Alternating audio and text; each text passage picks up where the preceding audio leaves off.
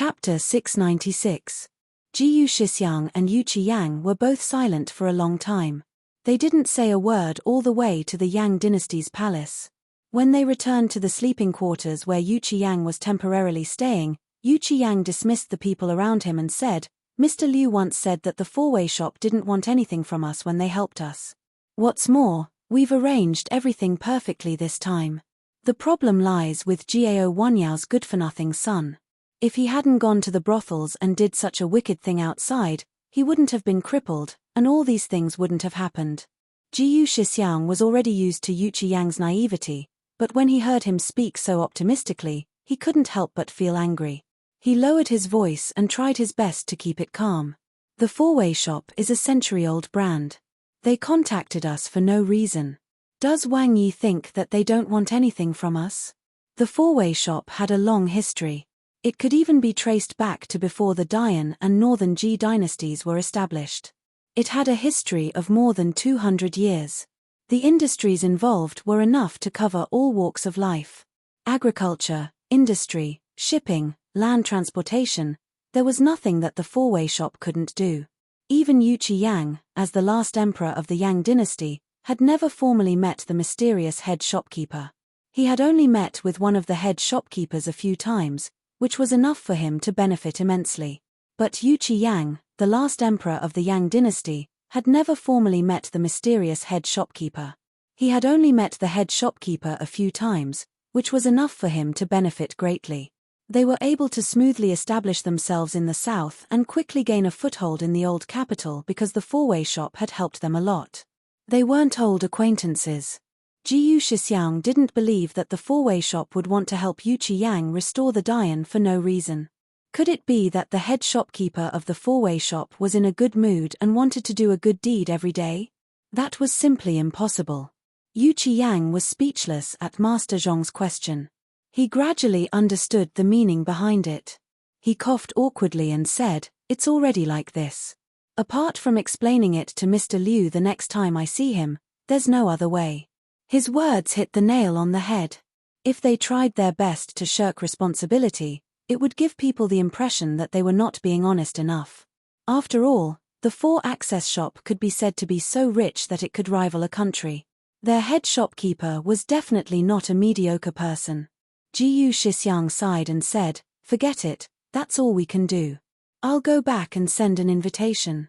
No matter what, I'll have to meet with the head shopkeeper of the four-way shop and talk things over face-to-face." Yu Qiyang also said, "Exactly." At this moment, Pang Xiao was hugging Qin Yining's waist as they slowly followed behind Jun and Jinghu Wei's troops. They hadn't seen each other for a long time. At this time, Qin Yining only hugged Pang Xiao's thin waist and rested his face on his chest. He asked in a low voice, "Are you going back to the barracks later? I'll just send them back, and then I'll go home with you." "Really?" A smile climbed onto Qin Yining's face. She happily sat up straight and raised her head to look at his handsome profile. She smiled and said, "That's great. Han Jie and Zhao Jie's big eyes look around every day. I can see that they're looking for you. When you're not home, they miss you very much." Her undisguised joy made her look like a child who had gotten candy. Pang Xiao's heart was both happy and guilty. He lowered his head and kissed her forehead. The blood in his veins almost melted into honey, but he still wanted to take advantage of her with his mouth. "Only our son misses me. You don't miss me." His mouth was not idle. His big hand also unscrupulously reached into her small jacket under the cloak. He rubbed her slender waist through the layer of clothes and gradually moved upwards. Qin Yining's face flushed red. She quickly twisted her body to avoid his hand and said in a low voice, "What are you doing? Don't mess around. Then tell me, did you miss me?" Pang Xiao's hand held her waist and did not move. Qin Yining stubbornly said, "We haven't seen each other for only a few days. What's there to miss? Is that so?" Pang Xiao held back his laughter. His back was ramrod straight on the horse's back, and his expression was also serious. However, his hand didn't hesitate to cover the mountain range that he had been thinking about for a long time. He said in a low voice, "Sister Yi, this place of yours is bigger than before. I can't even hold it with one hand." "You."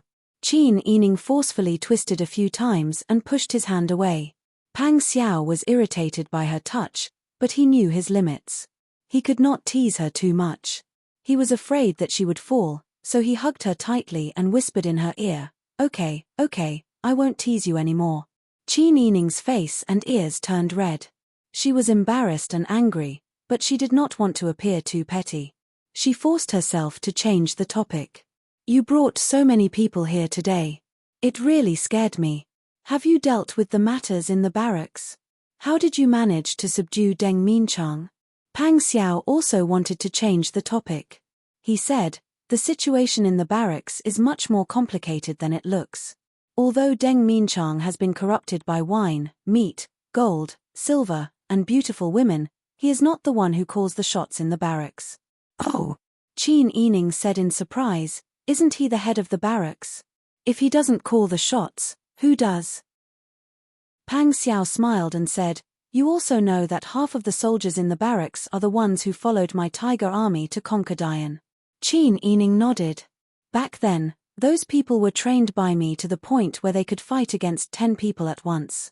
However, now that the war is over, they have degraded to the point where they complain when they run with weights on, let alone the other half of the soldiers who have not been trained by me. From Deng Minchang, the commander-in-chief, to the soldiers, it is like a plate of loose sand.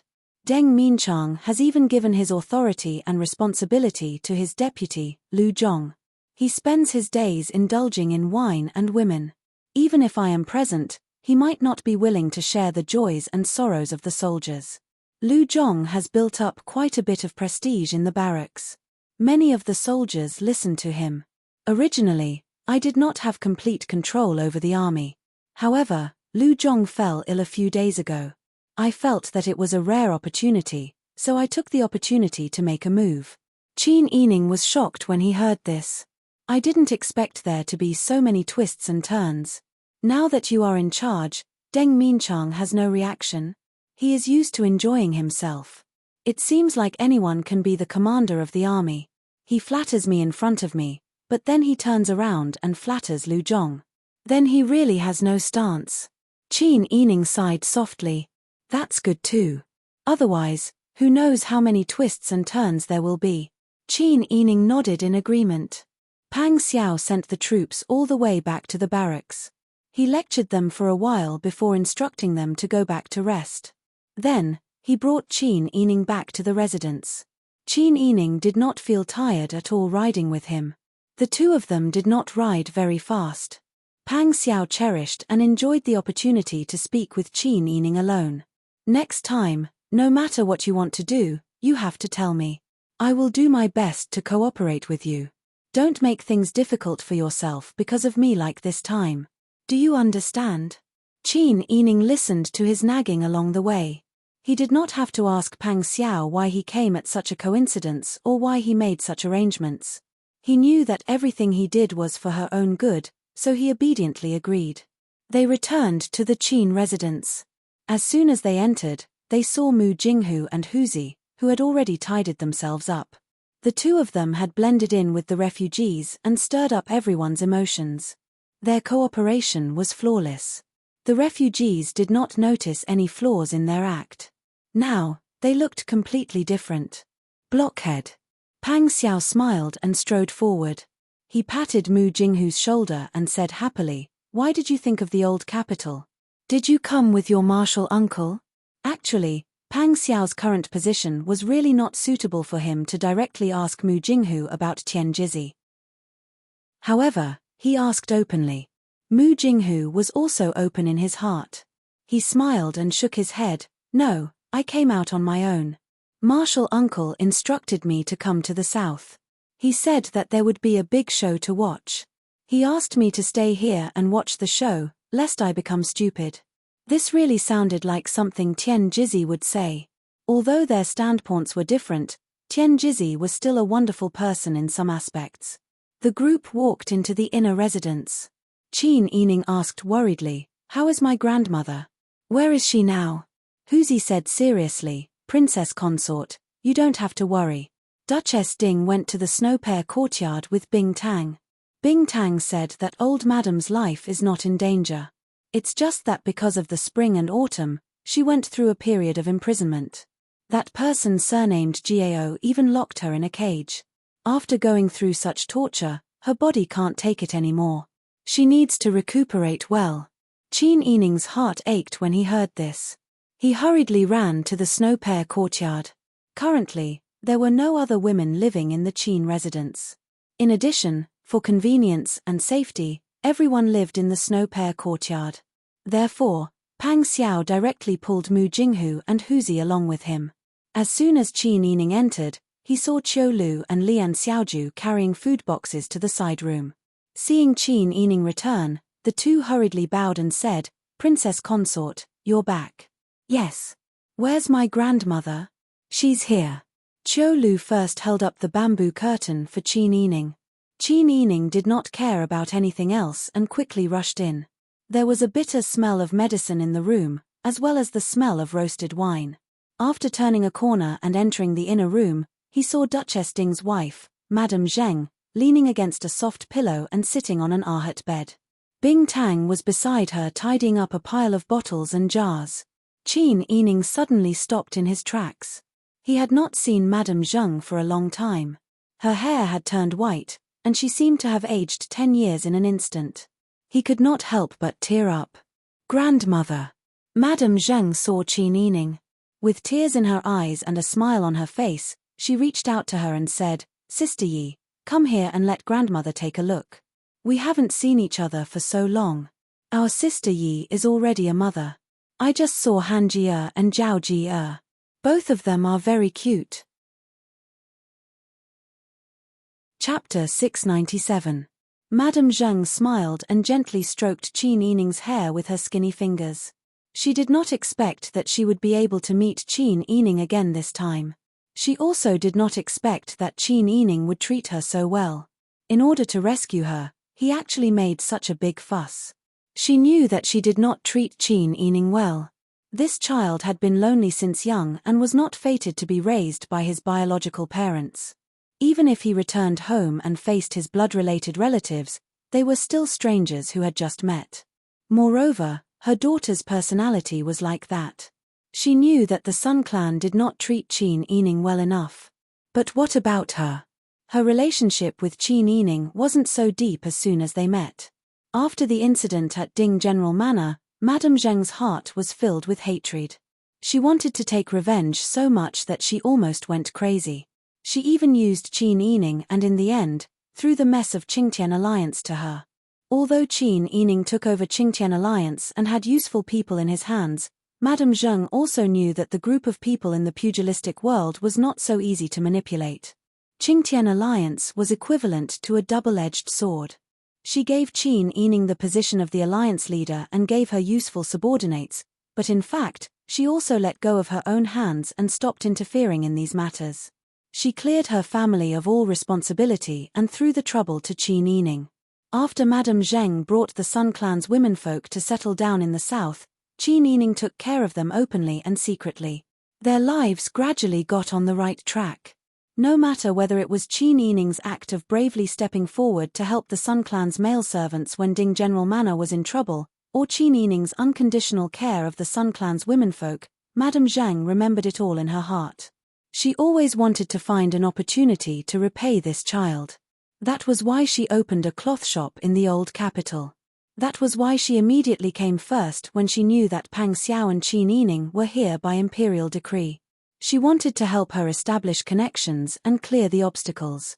It was a pity that she was old, and her plans were not flawless. It's my fault for being useless.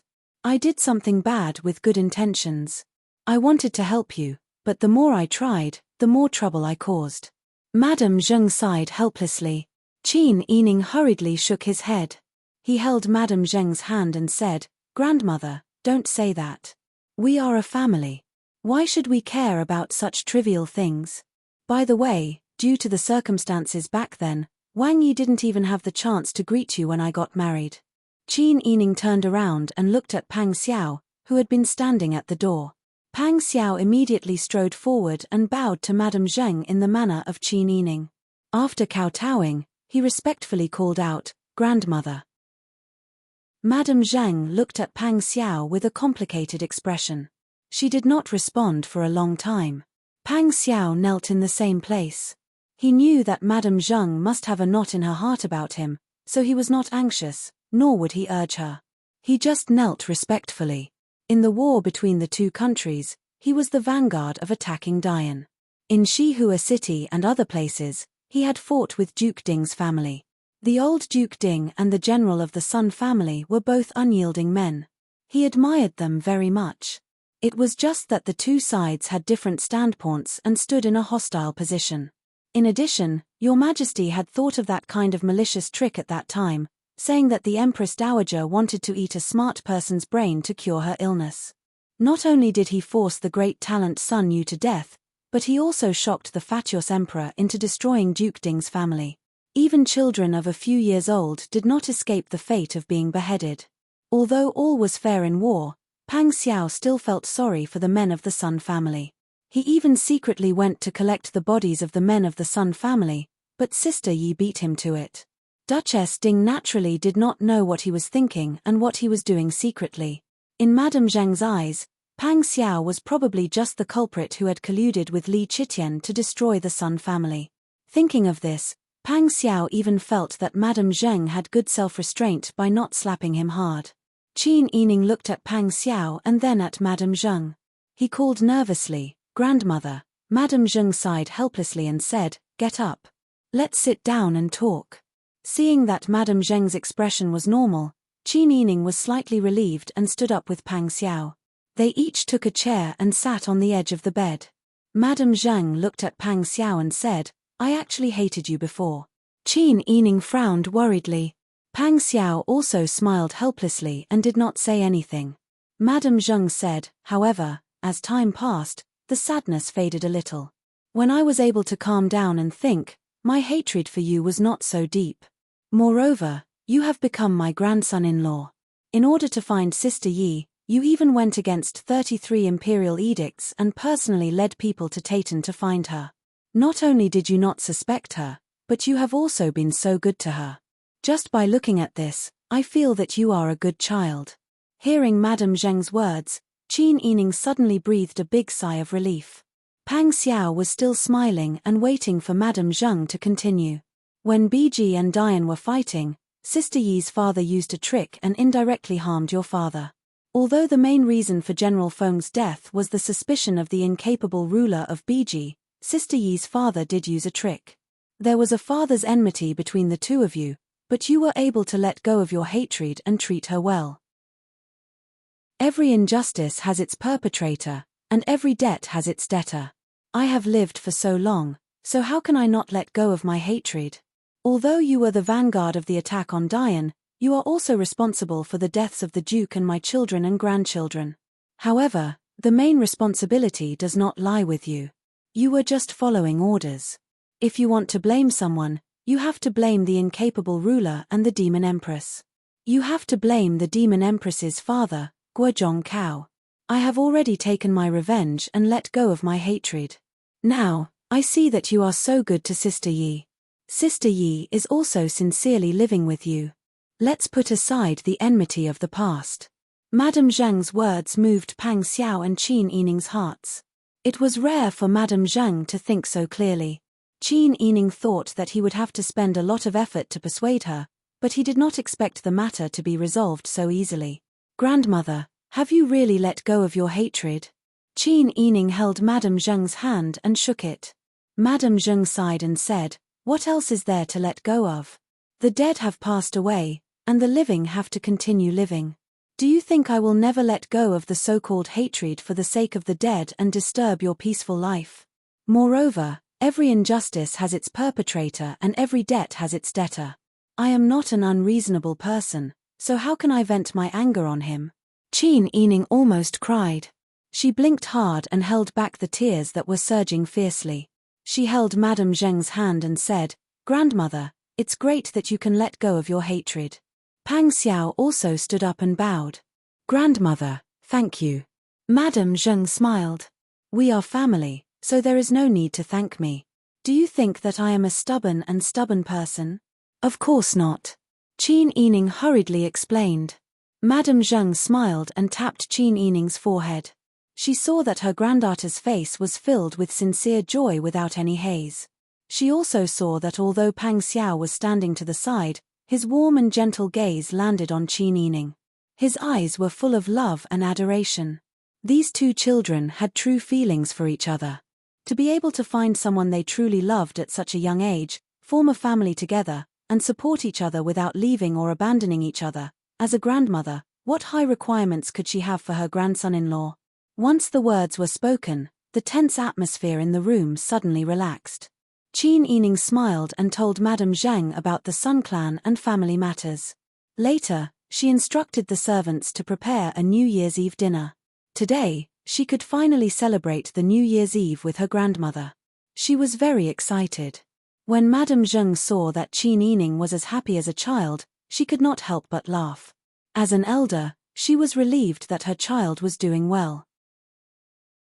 After laughing for a while, Madame Zheng suddenly thought of something and said seriously, "Has Wang Yi taken control of the army?" She had heard that it was Pang Xiao who led the army into the city today that deterred the disaster victims. At the same time, he also forced Magistrate Yang to solve the civil unrest. Pang Xiao nodded and said, "For now, he has." He calmly told Madame Zheng about the situation in the army that he told Qin Yining on the way back. Madame Zheng shook her head and said, "I have a piece of advice, but I don't know if Wang Yi can listen to me." "Grandmother, please speak," Pang Xiao said seriously. Madame Zheng's expression was very serious. She also said seriously, "Wang Yi should not get involved in the army if possible. Try to hand over the power as much as possible." Qin Yining blinked in surprise. Pang Xiao did not know what to say for a moment. Pang Xiao bowed respectfully and said, "Grandmother, please enlighten me." Madame Zheng waved her hand and said, "You all came to the old capital suddenly this time. There are many things that you are not aware of. Back then, Daju conquered Dian. After occupying the capital, they arranged for the officials to be transferred. In order to show benevolence, they announced that the local people would be exempted from taxes for 10 years. Pang Xiao nodded and said, "There is indeed such a thing. However, the imperial treasury is empty. You all know that the imperial court can't afford to raise so many soldiers. However, they still need the army to control the situation in the south. Therefore, this army cannot be disbanded. Thus, the imperial court decreed that the local people in the old capital have to solve the problem of the army's rations themselves. However, the people in the old capital are exempted from taxes for 10 years. Without taxes, how can the local people pay the army?" At this time, a person called Lu Zhong came up with an idea. This person is a local tyrant. He is very resourceful. He actually got in touch with the old four channels and made them agree to lend money to the army. The money solved the army's urgent problem. Lu Zhong made a lot of money from it. For example, he only needed 100 taels of silver, but he wrote 1,000 taels of silver on the IOU. The difference went into his own pocket. The ordinary soldiers could only eat and wear. Therefore, although the army looks stable now, there are many dangers. Firstly, the four channels will come to collect the debt at any time. As long as they do, there will be a big hole that you can't fill. Secondly, the money borrowed last time is probably almost used up. It is already the new year, and they will face the problem of paying the soldiers at the beginning of the year. Chapter 698. Qin Yining and Pang Xiao did not expect that there would be such an inside story in the army. They both had subordinates who had carefully investigated the situation in the army. But if Madame Zheng did not mention it, they would not have known. No wonder Lu Zhong got sick so easily and allowed Pang Xiao to gain control of the army so easily. It turned out that they were waiting for this. Regardless of whether it was Deng Minchang or Lu Zhong, if they continued to be the leaders of the army, wouldn't they have to think of ways to raise provisions for them? That was not all. The promissory notes that Lu Zhong wrote would all be given to Pang Xiao. No matter how big the hole was, Pang Xiao, the tall one, could shoulder it. They, who had profited from the middle, could shrink their necks and watch the show at any time. Pang Xiao had always been a resourceful person. He had always been the one scheming against others. Now that he was being schemed against by others, he did not know whether to laugh or cry. This is really pressing the gourd and lifting the ladle. Qin Yining shook his head and said with a bitter smile, "What are these people thinking in their heads? They have the leisure to scheme against their colleagues, but they have no time to do practical things for the people. If they used half of their scheming mind on serious matters, there would not be so many hungry people outside." Madame Zheng patted Qin Yining's shoulder comfortingly and said with a smile, "Isn't this human nature? They are only doing this because they are motivated by benefits. If there are no benefits, who would do this? As for working for the people, they would not care." Madame Zheng was speaking the truth. But when such a truth was heard, it made one feel powerless. The three of them could not help but fall into silence. After a long time, Pang Xiao said, "I understand, grandmother. It's just that I am now involved." Madame Zheng sighed and said, "It's all my fault for being locked up and delaying so many things. How can this be blamed on you? You were also implicated because of me and Sister Yi. Don't worry, I will think of a way to deal with these matters. I'm not a pushover either. If they want to use such a small matter to make things difficult for me, then they're wrong." Qin Yining calmed himself down and nodded with a smile. "That's true. Anyway, this isn't the first time we've encountered such a situation. We'll deal with whatever comes our way. What's there to be afraid of? To be able to grasp the army firmly in one's hands and use it at the crucial moment, that would be the greatest advantage. As for the rest, we can think of ways to solve them." When Madame Zheng saw that both Pang Xiao and Qin Yining were very cheerful and did not have the slightest bit of gloominess, she could not help but sigh in her heart. It was good to be young. When she was still young, all the big and small matters in the Duke's public house were handed over to her to manage. At that time, she did not think much of it. It seemed that no matter how many things there were, she would not worry too much. It was just a comprehensive consideration. It seemed that she was only like this because she was getting older. Why did she start to worry now that she encountered problems? Especially this time, she had originally taken the initiative to leave the mountain to help Qin Yining. Who would have thought that not only did she not help, but she also got herself implicated and almost lost her life. In the end, Qin Yining had to go through so much trouble to save her. Not only did she not help, but she also added to the trouble. It seemed that this era belonged to the younger generation. Madame Zhang's heart was filled with emotions. She had already made up her mind to retreat. "I'm getting on in years and my mind is not as clear as before. This time, leaving the mountain has also greatly damaged my vitality.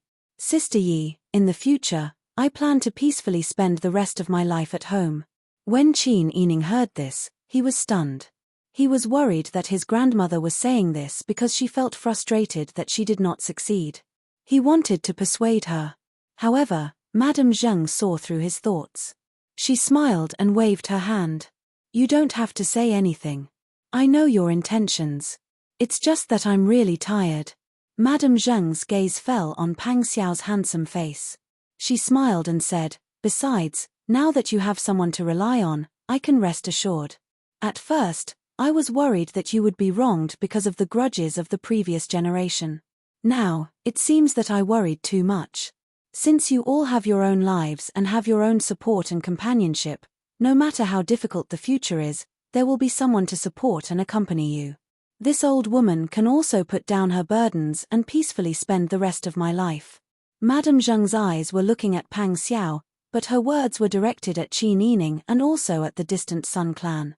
When Qin Yining heard his maternal grandmother's sentimental words, he actually felt a bit of the sorrow of a hero in his declining years. However, Madame Zheng was open-minded and did not mind. She said, "I don't have subordinates like the Qingtian Alliance, but I have some connections and power. Just like the Qingtian Alliance in the past, they all have some beneficial relationships with each other. When I return, I will hand them over to you. You can use them for your own purposes, but you have to be careful not to be hurt by them." "Maternal grandmother, I don't refuse." Madame Zheng smiled and patted Qin Yining's shoulder. She said, "There's no harm in having more people. I know that with your abilities, you can control these people. You only need to order them around. When they encounter problems, You can help them solve them. After a long time, they will be like your subordinates. Seeing Madame Zhang's insistence, Qin Yining sighed softly and nodded.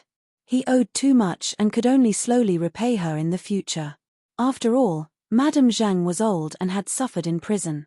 Her body could not take it. After saying all that she needed to say, she was a bit tired. Qin Yining and Pang Xiao left. They did not care whether it was New Year's Eve or not. They did not want to disturb Madame Zhang and let her have a good rest. When Pang Xiao and Qin Yining returned to the bedroom, the wet nurses were taking a stroll in the room with their two brothers. When Pang Xiao saw his son, his eyes lit up with joy. He smiled and went over to carry Brother Zhao, who was wearing a tiger head hat. Ayo, let me see if our Brother Zhao has gained weight. Brother Zhao, do you still recognize your father? Brother Zhao stared blankly at Pang Xiao with his grape-like eyes. Then, he reached out to Qin Yining, who was beside him. He waved his arms and twisted his body. Clearly, he did not want to stay in Pang Xiao's arms and insisted on looking for Qin Yining. Pang Xiao felt sad and helpless. He was forced to go out. Even his own son did not recognize him. Brother Zhao, your father is here. Pang Xiao kissed Brother Zhao. His stubbled chin was prickly, and Brother Zhao burst into tears. The wet nurse was shocked. She was afraid that Wang Yi would blame her. She wanted to take the child but did not dare to. However, when Brother Han heard the crying, he also burst into tears. The wet nurse was immediately flustered. Qin Yining quickly took Brother Zhao and hummed a familiar tune. However, Brother Zhao stopped crying after a few breaths. He nestled on Qin Yining's shoulder and grabbed Qin Yining's hair with tears and snot hanging from his face. Pang Xiao sighed helplessly and said sadly, "Does our son not recognize me anymore?" Qin Yining was amused by his tone. "How old are you? Why do you still care about these things? The children are still young. You don't care about your appearance and you haven't been home for so long. It's normal for the children to be shy with strangers. You should spend more time with the children in the future. They will naturally become closer to you." "That's true, but I'm still not happy. If it weren't for the fact that there were so many terrible things happening in the imperial court, he would not have made such a fuss that his son did not recognize him."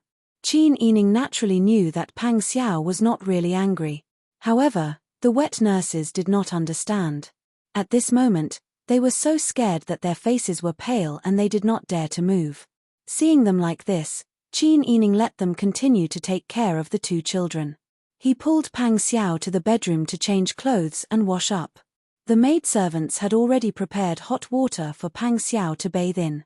Qin Yining took off his outer robe and only wore his inner garment.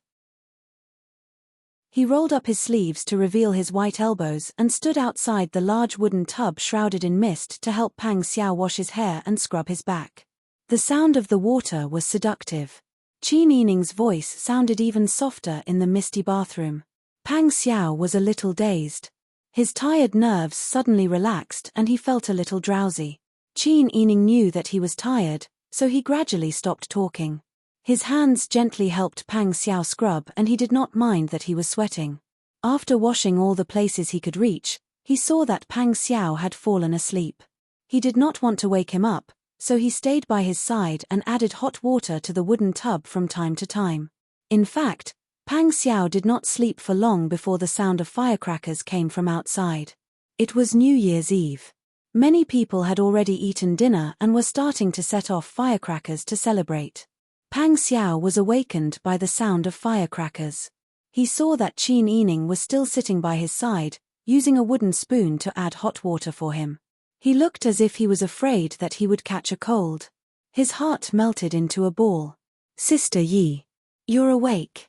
They've already prepared the food. Let's go eat, then you can go back to bed and have a good sleep." "Okay." Pang Xiao nodded with a smile and stood up casually. Qin Yining's face turned red. He quickly got up and went out.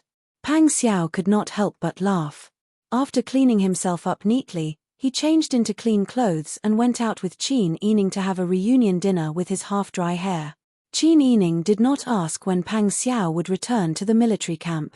If he asked, Pang Xiao would still have to leave when it was time to leave. It would only make him sad. As long as he knew that he would not leave today and that their family could have a good reunion, that was enough. Some families were happy, while others were sad. Just as Qin Yining, Pang Xiao, and Madame Zheng were celebrating the new year with their family, Yu Qiyang and Jiyu Shixiang were trying their best to contact Sitong. In the past, they did not have to put in much effort, and the people from Sitong would take the initiative to come to them. Now that they wanted to meet the other party, they found that the other party was very mysterious. It was actually very difficult to find them. Jiyu Shixiang was very anxious. It had only been 2 days, but a string of blisters had already formed at the corner of his mouth. It was not easy until the 5th day of the new year that he finally managed to contact Mr. Liu, the accountant of Sitong who had been in contact with them all this time. Jiyu Shixiang hurriedly told Yu Qiyang to prepare a table full of food and wine. Then, that afternoon, he invited Mr. Liu to come over for a meal. The location was in the old imperial palace where Yu Qiyang lived. Mr. Liu looked to be in his early 40s. His facial features were well-defined, and he had an elegant temperament.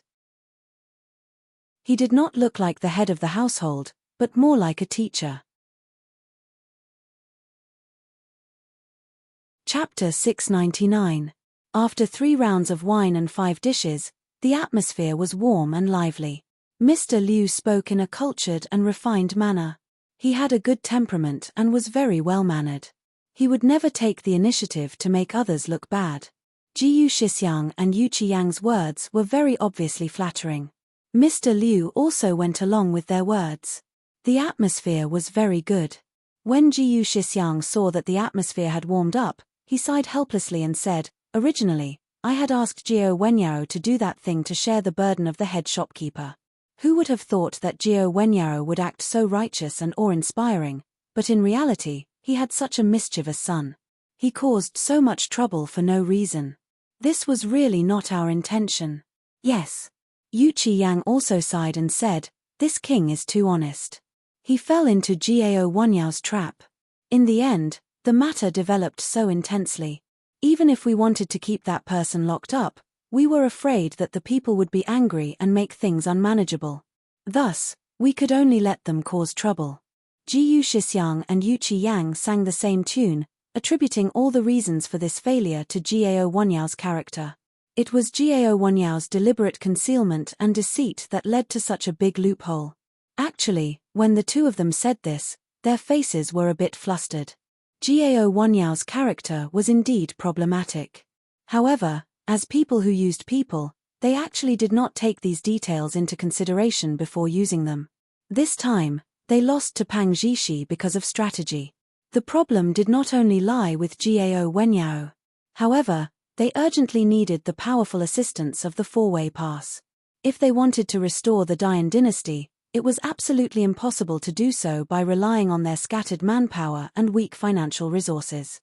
In the past, Yu Qiyang still felt that he had the hearts of the people of the Yang dynasty. However, after witnessing the chaos of the people and knowing what the people really wanted, Yu Qiyang lost confidence in the hearts of the people. Thus, now he needed the favor of the four-way pass even more. He could not allow problems such as improper use of personnel, insufficient investigation, and careless planning to happen to him. When Mr. Liu heard this, he still had a warm smile on his face. He nodded gently in agreement. That's right. No one would have thought that librarian Jiao was that kind of person. This is really unexpected. When Jiyu Shixiang and Yu Qiyang heard this, instead of feeling relieved, they felt even more guilty. Mr. Liu was a cultured person. It was obvious that he didn't want to expose them in front of them. That was why he went along with them and left them some face. But even if they didn't expose the truth, it didn't mean that they would still be favored by the four-way shop in the future. The four-way shop only had good self-restraint, but they didn't come out to do good deeds for no reason. They needed a powerful assistant. With the financial resources and ability of the four-way shop, wouldn't people line up with just a flick of their finger? Jiyu Shixiang was a little anxious. He hurriedly stood up to show his loyalty. We feel very ashamed about this matter. However, if head shopkeeper has any other instructions in the future, you can just tell this old man. This old man is not talented, but I can still guarantee that I will do my best." When Yu Qiyang heard Jiyu Shixiang's words, he also nodded reservedly. He wasn't someone who could lower his face to speak softly. Just now, he had already broken through his limit by saying so much. No matter how bad it was, he had been a crown prince, an emperor, and someone who had been Wang Yi. However, when he saw Jiyu Shixiang nod and bow to others for his sake at such an old age, Yu Qiyang felt very uncomfortable. He couldn't ignore it and could only speak up himself. "We don't lack sincerity." Mr. Liu smiled. "Our head shopkeeper has always treasured your sincerity. This is just a small failure. The two of you don't need to take it to heart." When Jiyu Shixiang heard this, he couldn't help but reveal a relaxed expression. After calming down and thinking, he hurriedly said, "This is the head shopkeeper's kind intentions. However, we can't not appreciate it. We have been friends for a long time, but we have never had the chance to meet. Now, this old man is ashamed. Please, Mr. Liu, pass a message to the head shopkeeper. If the head shopkeeper can honor us with a simple meal, this old man will definitely welcome you with open arms." Some things were better discussed when they met face to face. They had the intention of seeking refuge, but they didn't even know whether the head shopkeeper of 4-channel shop was round or flat. They had always relied on an accountant to pass on their message. Jiyu Shixiang was always worried that when Mr. Liu passed on his message to the head shopkeeper, he would accidentally misspeak. Mr. Liu saw that he was still smiling. He nodded gently and said, "I understand what you mean. However, our head shopkeeper is busy and may not be free. When the head shopkeeper is free and wants to meet the two of you, he will naturally come and disturb you." When Jiyu Shixiang heard this, his heart skipped a beat. It seemed that this head shopkeeper still didn't really care about them. In the end, they still didn't walk into that circle. Don't look at how the Yu Qiyang was the south protecting prince now. Perhaps the head shopkeeper of 4-channel shop didn't even care about the Yu Qiyang, Wang Yi, who didn't have any real power. If they really wanted to be seen in a different light and be recognized by the head shopkeeper of 4-channel shop, they would have to let the head shopkeeper see their abilities and use. Qin Yining and Pang Xiao didn't know the situation on the Yu Qiyang's side. At this time, they were in the front hall, receiving the invitation from the servant. The servant sent by Magistrate Yang, who was standing in the middle of the hall, was very respectful when he saw Pang Xiao and Qin Yining. He said carefully, "My lord is holding a banquet at home tomorrow afternoon. He sincerely invites Wang Yi and Princess Yu to come." Pang Xiao opened the invitation and looked at it. A smile appeared on his lips. He put down the invitation and said gently, "This king came here, but actually, he didn't really meet Magistrate Yang. He was really busy with work and couldn't leave. Now that he has time, he should meet him and tell Magistrate Yang that this king will definitely come." "Yes, I will definitely pass on the message." The attendant bowed respectfully and retreated. Qin Yining leaned on the armrest of the chair and said thoughtfully, "When we first came, Magistrate Yang didn't even want to show his face. He has always been against you. Why did he send an invitation out of the blue this time? There must be something wrong. We have to be more careful." "You're right." Pang Xiao said seriously, "There is no good wine and no good banquet. I want to see if he, a dignified magistrate, has the ability to stir up trouble if he doesn't have the ability to do things well. It's really hard to say. After all, he can't do things well because he doesn't want to do things that aren't profitable. But stirring up trouble is what he wants to do. Naturally, it's different. I don't think Magistrate Yang is a stupid person. This time, we don't know what hole he has deliberately dug for us to jump into." Pang Xiao was very nervous about Qin Yining. He was afraid that Magistrate Yang would set up an ambush this time. As a rough man, he was fine, but Qin Yining was a weak woman. He was actually afraid that she would be in danger. "Why don't I go to the banquet by myself tomorrow? I think if I go alone, he won't stop me at the door. It's better if he doesn't let me in." Pang Xiao pondered and became more certain of his idea. "That's good. Then you don't have to worry about him harming you." Qin Yining didn't know whether to laugh or cry. "I'm a woman in the inner house. What can Magistrate Yang do to me? If he wants to see you, he must have something to talk to you about. When I said he would dig a hole, I didn't mean he would really set up an inescapable net. I think if I let you bring the womenfolk, Magistrate Yang will probably send the womenfolk of Anpu Prefecture to accompany me. We womenfolk are just here to liven up the atmosphere and warm up the place. Think about it. If I don't bring the womenfolk, won't you two men quarrel if you don't agree with each other? If you part on bad terms, this banquet will lose its meaning, right? Pang Xiao was stunned. Qin Yining's words made him understand. He suddenly felt that he was a little funny. I'm really paranoid. Pang Xiao shook his head and said helplessly, since you went missing that time, I've become like a bird startled by the twang of a bow. You're right. That's what I mean by bringing you there. Don't worry. I'll bring Jinghu Wei to protect our safety. As for what Magistrate Yang wants to do, Pang Xiao sneered. If he dares to do anything that crosses the line, I naturally have a way to deal with him. Qin Yining nodded with a smile. The two began to make arrangements for the banquet the next day. On the afternoon of the 6th day of the new year, Qin Yining coaxed the two children to sleep. He and Pang Xiao went to inform Madame Zheng, and then they left in the carriage. In the carriage, Pang Xiao bent his long legs and reclined on the soft pillow. He played with the apple-sized brass bell on the small brass heater in Qin Yining's hand and said with a smile, Sister Yi, when we go to the Yang family later, there's only one thing you need to pay attention to. Don't leave my sight. No matter what the womenfolk of the Yang family say or do, you only need to stay by my side. Do you understand? Qin Yining was amused by Pang Xiao's seemingly casual but actually serious words. He said, Don't worry. Where else can I go? Besides, Magistrate Yang doesn't dare to do anything to us. It's right to nip the problem in the bud. Anyway, don't leave my sight. Even if you want to change clothes, you have to ask me to accompany you. Qin Yining was amused and warmed. He helplessly rolled his eyes at him and said, Do you think you can enter the washroom with me if you go with me? All right, don't worry.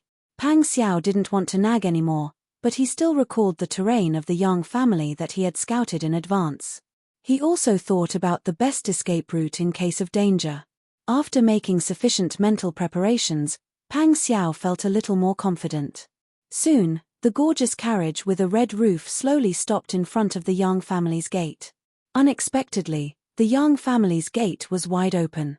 Magistrate Yang, dressed in casual clothes, was standing at the back with a middle-aged woman of medium build and two girls. He was leading the family's servants to welcome them at the gate. Qin Yining looked out through the window screen and couldn't help but be startled. The middle-aged woman must be the magistrate's wife. Behind the magistrate's wife were two girls. One of them had a pretty face and a slender figure. She was somewhat similar to Magistrate Yang and should be the magistrate's daughter. On the other side, there was a tall and handsome girl dressed in men's clothing. She really attracted Qin Yining's attention. Chapter 700. Initiative. Everyone loved beauty. Even though they were both women, Qin Yining couldn't help but take a few more glances at the girl. The more she looked, the more beautiful she felt. Pang Xiao also looked up and saw the scene outside the carriage. Seeing that Qin Yining was staring at the girl, she snorted and turned her face to her. She whispered in her ear, Why are you looking at others so seriously? Qin Yining laughed and said, Other than Auntie Cow, I have never seen such a beautiful woman. It's inevitable that I would take a few more glances at her. Pang Xiao snorted and said, Look at yourself in the mirror before saying that you've never seen a beautiful woman. His tone was so sour that Qin Yining couldn't help but laugh. When the carriage stopped, someone lifted the curtains. Pang Xiao got out of the car first with steady steps. Seeing the tall and handsome Pang Xiao come out, the womenfolk behind Magistrate Yang glanced at him and then lowered their eyes at the same time. Magistrate Yang quickly walked up with a few people. Unexpectedly, Pang Xiao did not greet them first. Instead, she turned around and leaned into the carriage. She personally helped Qin Yining, who was wearing a red jacket and skirt with arrow sleeves, a cloak with white fox armpit fur collar, and a white fox fur inlaid with rubies, down from the carriage. Magistrate Yang had met Qin Yining once that day. However, the scene was too chaotic, and Qin Yining deliberately dressed up ordinarily, so Magistrate Yang did not observe him carefully. However, now that he saw it, he couldn't help but take a few more glances. Prince Zhongshiren and Wang Fei, one was handsome and domineering, the other bright and beautiful. They did not disguise the intimacy and warmth between them. It really was an enviable pair. Looking at their interactions, one couldn't help but smile from the bottom of their hearts. Magistrate Yang was already like this, so the womenfolk were even more touched. The wife and young miss of the magistrate looked at Pang Xiao and Qin Yining with emotion. Obviously, they were very curious about them. Qiu Fei Shan, who was dressed in men's clothing, had a calm expression on her face. She was just looking at the two with a decent smile. Qin Yining looked up and met Qiu Fei Shan's gaze. Qiu Fei Shan was obviously stunned for a moment, but she did not dodge. Instead, she smiled and nodded. Qin Yining also greeted her with a nod, but he was a little surprised. This lady was dressed in men's clothing, but it didn't seem like she was trying to disguise herself as a man. She was just wearing men's clothing in a carefree manner. She didn't deliberately hide that she was a woman, but she didn't deliberately act like a man either, as if wearing men's clothing was a matter of course. Qin Yining became more curious about Qiu Fei Shan. At this time, Magistrate Yang was already in front of them. Prince Zhongshiren, Princess Consort, you too grace my humble abode with your presence. Your presence brings light to my humble abode. Pang Xiao smiled and returned the greeting.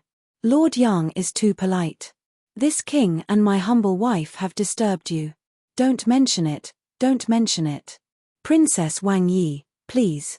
Magistrate Yang stepped to the side and made a gesture of invitation. Pang Xiao followed him politely.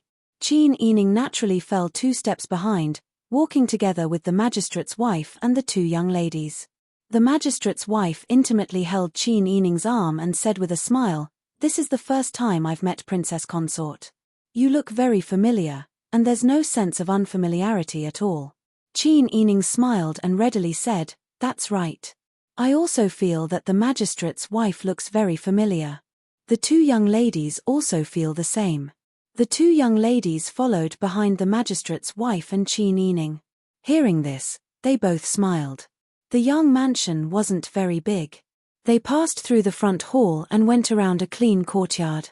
Then, they turned a corner and arrived at the warm room used for receiving guests. Therefore, they didn't invite outsiders to the banquet this time. Only the 2 families gathered together.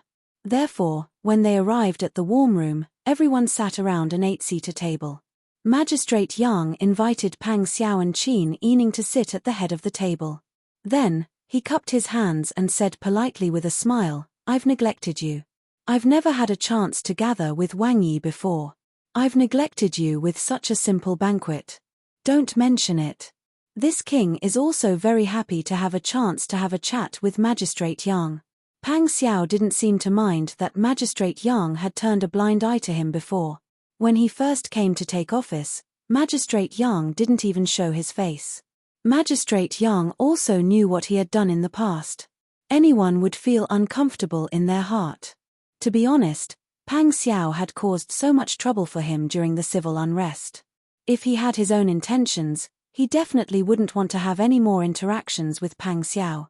But now, Magistrate Yang laughed and said, "This humble official feels the same. Wang Yi is shrewd and decisive in handling matters. This humble official has been looking forward to meeting Wang Yi for a long time." Looking at the women, Magistrate Yang said, "Wang Yi, Princess, this humble official will introduce you. This is my wife, Madame Yuan." The wife of the magistrate stood up and bowed to Pang Xiao and Qin Yining. Madame Yuan greets Wang Yi and Princess. No need for formalities. Pang Xiao and Qin Yining said in unison. Magistrate Yang pointed to a girl with a delicate face who was dressed in women's clothing and said, "This is this humble official's only daughter." Madame Yang immediately bowed as well. Madame Yang, no need for formalities. Qin Yining smiled and helped her up. Magistrate Yang smiled and said, "This is my relative's daughter, Madame Qiu. Because of seniority, she calls me uncle." Qiu Fei Shan then stood up to greet Pang Xiao and Qin Yining. She did a woman's greeting, but she didn't have the slightest bit of pretentiousness. Instead, she exuded a graceful and free aura. Qin Yining smiled and said, "Madam Chiu, no need for formalities." Magistrate Yang explained again, the reason why she wears men's clothing is that her family is doing business. She is the only child in her family, so she has to take up the responsibility. Because it is inconvenient to wear women's clothing when walking outside, she began to wear men's clothing when she was young. Even if she doesn't hide that she is a woman, at least there is less trouble when walking around. That's right. Qiu Feishan also smiled. Wang Yi and Princess have seen a joke. Qiu Feishan was born beautiful, and this smile was even more stunning. Her eyebrows were similar to Qin Yining's. They were both long and slender eyebrows. The slanted arc wasn't ostentatious, but it added a heroic aura to their delicate faces. Qin Yining felt that this woman's temperament was gentle and elegant. She was a very cultured person. But he could clearly feel that this woman wasn't simple. Because her graceful aura couldn't be concealed. Even the prefectural magistrate's wife and daughter didn't have her noble aura. Qin Yining smiled and said, "To be able to support your family business as a woman, it is truly admirable. What kind of business does Madame Chiu run?" Qiu Feishan smiled and said, "Thank you for asking. My family's business dabbles in all kinds of businesses. We are not specialized enough, but we can still make ends meet." Qin Yining smiled and nodded. He knew that the other party wouldn't be direct and would just say some evasive words, so he didn't ask any more questions. At this time, there was a burst of melodious music coming from the hall. Servant girls wearing blue gowns came in and placed the exquisite dishes on the table one by one. Everyone tacitly changed the topic. They listened to the music, watched the singing and dancing, and ate the food and wine. Occasionally, they would chat about some unimportant topics. One side came prepared and tried to be easygoing. The other side wanted to curry favor and deliberately flattered. Therefore, the two sides became much more familiar with each other after a meal. When the servants brought in the tea tray, Magistrate Yang picked up the teacup and lightly coughed. The prefectural magistrate's wife immediately used a handkerchief to wipe the corners of her mouth. She stood up with a smile and said, "Excuse me." Then she left the warm room with the prefectural magistrate's daughter. The music stopped abruptly. The dancers bowed and the musicians who had only played half of the music left together. Qin Yining knew that they were going to talk about business. The prefectural magistrate's wife had already left with her daughter. However, Miss Chiu stayed in the same place. She understood that Magistrate Yang invited them here today because of this Miss Chiu. The hall was quiet. Pang Xiao and Qin Yining didn't ask first. Magistrate Yang smiled and picked up the wine cup and took a sip as if nothing had happened. He slowly said, "When Nice came to the old capital last year, did you see some of the officials in the army when you walked around?" Qiu Feishan's posture was straight and elegant. The corners of her lips raised. She nodded with a faint smile and said, "I did see them. Not only last year, but I also went there 2 days ago. The days in the barracks are really tough. It's not easy for the soldiers to protect the country. It's really thanks to Prince Zhongshan's guidance that they're able to hold on to the old capital under such circumstances." Qiu Feishan's words revealed 2 pieces of information. First, he didn't know what kind of business she was in charge of, but she had the ability to enter the army camp. Moreover, Pang Xiao, the commander-in-chief, didn't even know that she had just entered the army camp. No one specially came to report to him. This was enough to see how powerful her family was. Second, there was a sense of benevolence. The hidden meaning in her words seemed to be that she felt the life in the army was hard and wanted to donate some money. However, Qiu Feishan was a shrewd person. She didn't say it directly but waited for Pang Xiao, the commander-in-chief, to say it. In fact, the army really needed a sum of money now. After all, Pang Xiao had just learned that Lu Zhong and Sai Tong owed a large sum of money. Moreover, it was already the new year. It was time for the soldiers to prepare their salaries. If someone was willing to give the army a sum of money, it would solve his urgent need. Unfortunately, Pang Xiao wasn't a short-sighted person. Pang Xiao smiled and said, "Miss Chiu is too kind. As an army, We have to have the consciousness to protect the people of the South. Not having enough to eat and not having enough to wear warm clothes can hone the soldier's will. This is the character and style of an army. It can play a big role on the battlefield. Qiu Feishan smiled and nodded. War god Wang Yi really deserves his reputation. He has his own methods of training soldiers. Pang Xiao's rejection was too obvious. Even Magistrate Yang couldn't help but carefully look at Qiu Feishan's face, as if he was afraid that she would be angry. Pang Xiao didn't care. He just smiled and said, "This king may not be good at other things, but he is indeed the one who has the most experience in training soldiers." The smile on Qiu Feishan's face was still gentle and polite. There wasn't the slightest difference. They talked about other things. Qiu Feishan didn't take the initiative to mention this again. Pang Xiao also didn't care.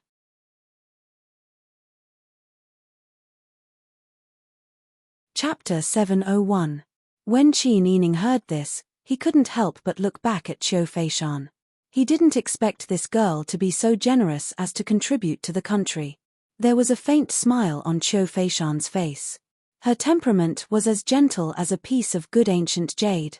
People couldn't help but want to get close to her, but they were worried that the ancient jade would be unbearable. Qin Yining didn't believe that such a woman with a unique temperament and a natural noble aura would be an ordinary merchant's daughter. If she was just a merchant's daughter, why would Magistrate Yang go through so much trouble to help them meet? Pang Xiao carefully tied the ribbon on Qin Yining's collar. Seeing that Qin Yining was still looking at Qiu Feishan, who was wearing men's clothing, she frowned unhappily. She turned her little face back to her and tied the ribbon into a bow.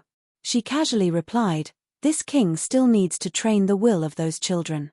But thank you for your kindness." After that, Pang Xiao took Qin Yining's hand warmer from Bing Tang. After testing the temperature, she put it in Qin Yining's hand and then said goodbye to Magistrate Yang. Magistrate Yang said with a smile, "Wang Yi, princess, take care." "Magistrate Yang, please stay." After the two sides were polite, Pang Xiao took Qin Yining and walked out of the Yang mansion side by side. Qiu Feishan stood there with a smile. She watched the two people walk away with a peaceful expression. Magistrate Yang frowned and said unhappily, "This Prince Zhongshuren doesn't know how to appreciate kindness. That day, I still thought that he was a smart and sensible person. Now, it seems that he is just an arrogant and conceited person." Qiu Feishan smiled and shook her head. She turned and walked to the warm room with a straight back. Magistrate Yang immediately chased after her and respectfully followed behind Qiu Feishan. "Uncle Yang, don't mind. There is no need to be angry. I am very satisfied to see such a Prince Zhongshuren." "Satisfied? He doesn't know how to appreciate favors and turns a blind eye to you." Qiu Feishan waved her hand, her white fingertips gently tapping her cuffs, her eyes drooping as she said, "If he can be moved by such trivial benefits, then," before she could finish her words, Magistrate Yang immediately understood. He coughed awkwardly and said, "That's true. Those who fawn on me make me unable to care for them." Qiu Feishan didn't say much, she just smiled calmly. Pang Xiao and Qin Yining returned to the mansion by car. They discussed what they had just seen and heard in low voices. "That Lady Qiu is not simple. He was definitely not a simple businessman. She took the initiative to think of ways to make friends with us, and even invited Magistrate Yang to be her middleman, which is enough to show that my status has changed." Pang Xiao said, "It doesn't matter whether it's simple or not. Whatever she wants to do has nothing to do with us." "You're quite carefree." Qin Yining chuckled. "Why do I see that you are a little unhappy? Are you sulking with me?" "No way." Pang Xiao hugged Qin Yining and buried his face in his shoulder. "I just don't like you staring at others. You have been staring at Lady Qiu since you saw her today." Qin Yining didn't know whether to laugh or cry. Everyone loves beauty. Lady Qiu is a beauty. Naturally, I can't help but look at her a few more times. Besides, we are all women. Are you jealous?" Pang Xiao wouldn't admit that he was jealous. He said seriously, "Who knows what she has in mind? You should be more careful." Qin Yining couldn't help laughing at Pang Xiao's awkward appearance. Pang Xiao saw Qin Yining nestled in his arms like a cute kitten and laughed so happily. Thinking back to what he said just now, he couldn't blame Qin Yining for laughing. Only now did he feel a little embarrassed. The next day, after the family had breakfast, Madame Zheng put down the teacup and said, "My health is much better now. I've also reunited with you and fulfilled my wish. Now, Sister Yi, you have a husband who dotes on you and a cute child. Although there will still be many difficulties in the future, as long as the two of you work together, there's nothing that can't be solved. I can also rest assured and retire in peace." Hearing Madame Zheng's words, Qin Yining frowned and said, "Grandmother, what are your plans for the future?" Madame Zheng smiled kindly. Her eyes were filled with nostalgia, but there was also some relief. "I'm already so old. Even if I have the heart, I don't have the strength. The world now belongs to you young people. I also plan to go back and be an old woman who eats white rice. That's all." That day, Madame Zheng had said that she would give her all the connections under her. She was sure that her grandmother had made up her mind not to come out of retirement this time. Qin Yining didn't want to stop her because Madame Zheng was able to put down her hatred and retreat at the right time. She could use the remaining time of her life to enjoy life and be a happy old madam at home. This was actually the best choice for Madame Zheng. However, hearing that Madame Zheng really made this decision, Qin Yining felt a little disappointed. "Silly girl. What are you thinking? In the future, you just have to focus on living your life with Wang Yi and teach Brother Han and Brother Zhao to grow up. This will be the best life. I know you're a smart child, and I believe you can do it."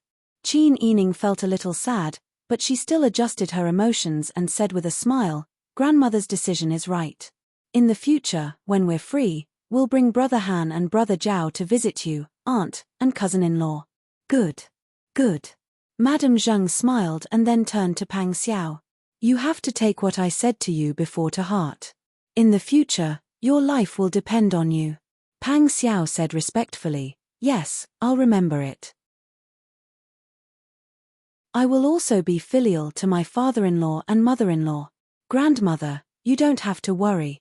I know you're a filial child." Madame Zheng smiled with relief. That day, Madame Zheng brought Qin Yining to see Madame Ma, the shopkeeper of Madame Zheng's textile shop. She handed everything over to Qin Yining.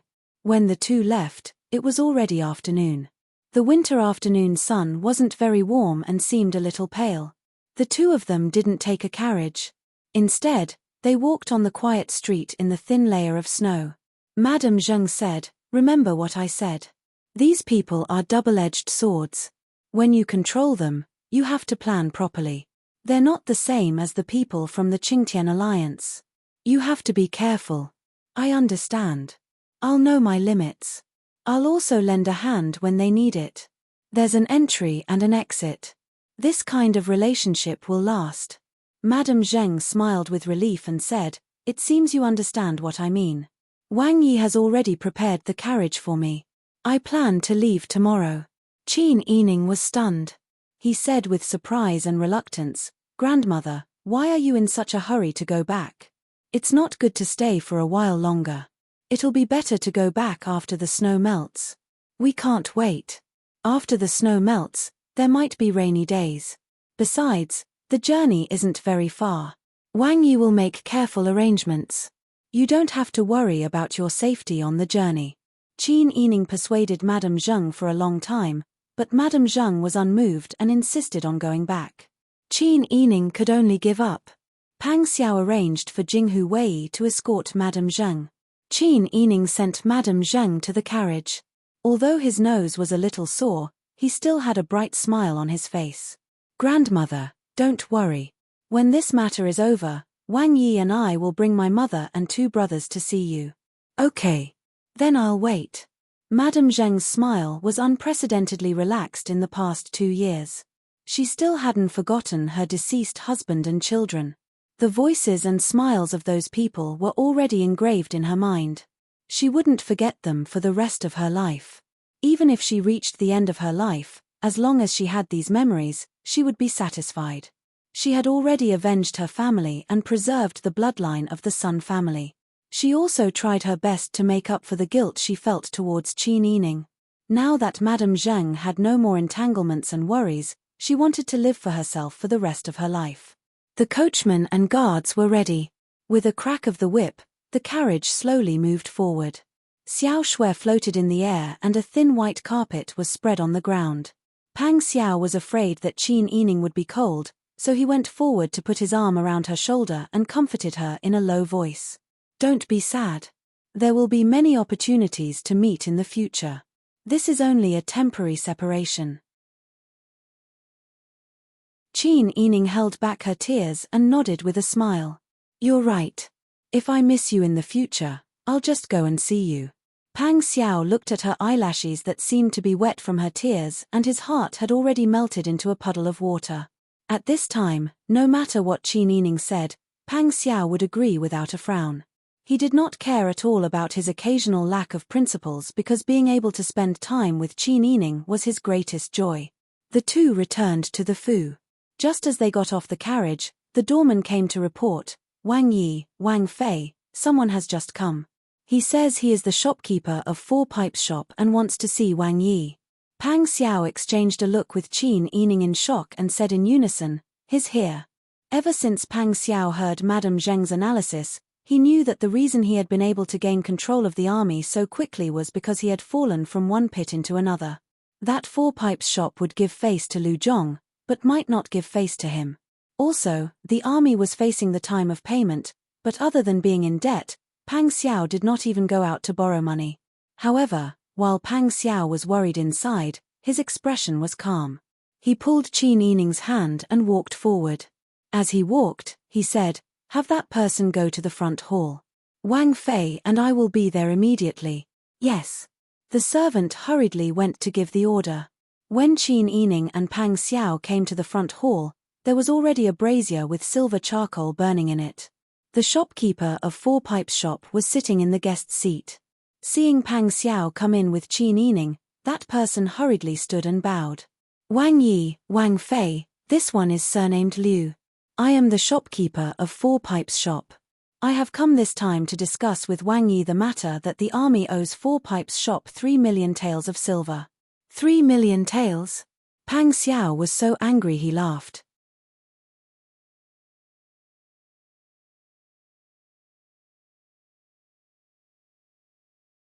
But who would have thought that after the head shopkeeper ordered many people to urge them several times, the army still did not respond, and even seemed to have some intention of shirking the responsibility.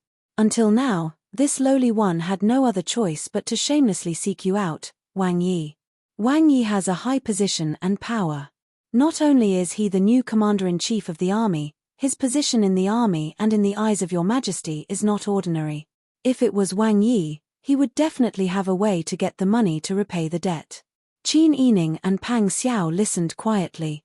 Shopkeeper Liu was a person who would not leave any loopholes in his words. Moreover, his greatest characteristic was that no matter how urgent the matter was, his voice would not be raised at all. He would still use a kind and amiable tone to discuss things. Qin Yining felt that this person's background was not simple. He was definitely not, as he said, an ordinary head shopkeeper. Therefore, there must be some secret between the four-way shop and Lu Zhong. This time, they had clearly dug a trap for Pang Xiao to jump into, and Pang Xiao had already fallen into the trap. The matter of returning the money could not be easily agreed to. However, the problem was that Pang Xiao was the commander-in-chief of the army. Pang Xiao was in charge of all matters in the army. If Pang Xiao did not agree to return the money, the four-way shop would definitely spread the news that Pang Xiao borrowed money and did not return it. At that time, where would Pang Xiao's dignity be? However, there was indeed a problem with the money. Either Lu Zhong was greedy, or Lu Zhong was in cahoots with the four-way shop. The four-way shop did not lend Lu Zhong so much money at all, and Lu Zhong's IOU was also done in private. In this way, wouldn't the other party be able to say whatever they wanted? Pang Xiao and Qin Yining had the same thoughts. However, in this kind of situation, Qin Yining could not easily interrupt. She looked at Pang Xiao worriedly. She was afraid that Pang Xiao would easily agree to this kind of unreasonable matter because of his responsibility. There was no reason for the other party to dig a trap for them, and they had to suffer because of morals and other reasons. Pang Xiao could already feel Qin Yining's gaze. However, in this kind of situation, it was not suitable for him to talk to Qin Yining. His slender index finger gently tapped on the table. Pang Xiao smiled faintly and said, "Is the person who wrote the IOU this king?" Shopkeeper Liu understood when he heard this. He hurriedly said, "Wang Yi is of course not the person who wrote the IOU. However, Wang Yi is the person in charge here. Sir Lu is your subordinate. Whatever your subordinate does, you have to be responsible for it." Pang Xiao's smile deepened when he heard this. He leaned forward and said, "What you said makes sense." Shopkeeper Liu felt that Pang Xiao's tone was very strange. Although he was happy that Pang Xiao agreed with him and might agree to return the money, he still instinctively felt a bit of danger. He even unconsciously took half a step back. It seems that Wang Yi has decided to take on the responsibility. Pang Xiao smiled and said, "You said that I am the commander of the army and the person in charge of the army. Therefore, I should be responsible for whatever my subordinates do. However, all the land under the heavens belongs to the king. All the land under the heavens belongs to the king. Whether it is you, me, or Sir Lu, we are all your majesty's subordinates. We all work for your majesty. Why don't you go find your majesty to return the money?" Shopkeeper Liu's face immediately turned red. Qin Yining lowered his head. It took a lot of effort for him to control the smile on his lips. He forced himself not to laugh out loud and affect Pang Xiao's work. Shopkeeper Liu became anxious. He said in a low voice, "Wang Yi, you can't say that. Back then, Sir Lu borrowed money from our 4 clear channels, that is absolutely true. Now that Sir Lu is no longer in charge, the money borrowed from 4 clear channels can only be repaid by you, the Grand Marshal. If you insist on implicating His Majesty, wouldn't that be suspected of shirking responsibility? So you can see that this king is shirking responsibility." Pang Xiao stood up and walked in front of Shopkeeper Liu with his hands behind his back. Shopkeeper Liu was of average height, but Pang Xiao was tall and muscular. Pang Xiao even had to take 2 steps back and bend slightly to see Shopkeeper Liu's expression. Shopkeeper Liu said anxiously, "You can't do this. Back then, it was for the sake of the dynasty and the safety of the people that we took out such a large sum of money to lend to you to solve your urgent needs. But now that the crisis has been resolved, you want to go back on your words. Is this what a gentleman should do? If the people know about this, how will you be able to stand firm as the Grand Marshal? What a joke." Pang Xiao sneered, "It is right and proper to repay debts. But that was only if the person who owed the money had to pay back the money. Did I write your IOU for someone else? No." Shopkeeper Liu couldn't help but take 2 steps back. He even stuttered because of Pang Xiao's intimidating aura. No matter where you go, the person who wrote the IOU will be the one to ask for the money back. But according to your thoughts just now, won't you have to go to the capital to meet the emperor? When the time comes, you can say, your subjects owe you money and refuse to pay. As the ruler of the country, all the people are your subjects. Naturally, you have to think of a way to repay the money. If you say that, do you think you will still be alive?" Shopkeeper Liu's brows furrowed together. "Wang Yi, please be careful with your words."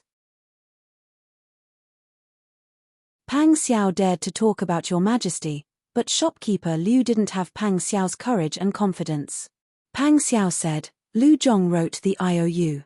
If you want to collect the money, you can go ask Lu Zhong. Your reasoning won't work." Shopkeeper Liu was rendered speechless. He rolled his eyes and covered his face with his sleeves as he began to sob. "What should we do? Our 4 links shop was willing to lend the money for the sake of the court. But now, the court has let us down. 3 million taels of silver is not a small amount. If we can't get it back, won't we suffer a great loss? Could it be that the imperial court is supposed to make all sorts of excuses like this?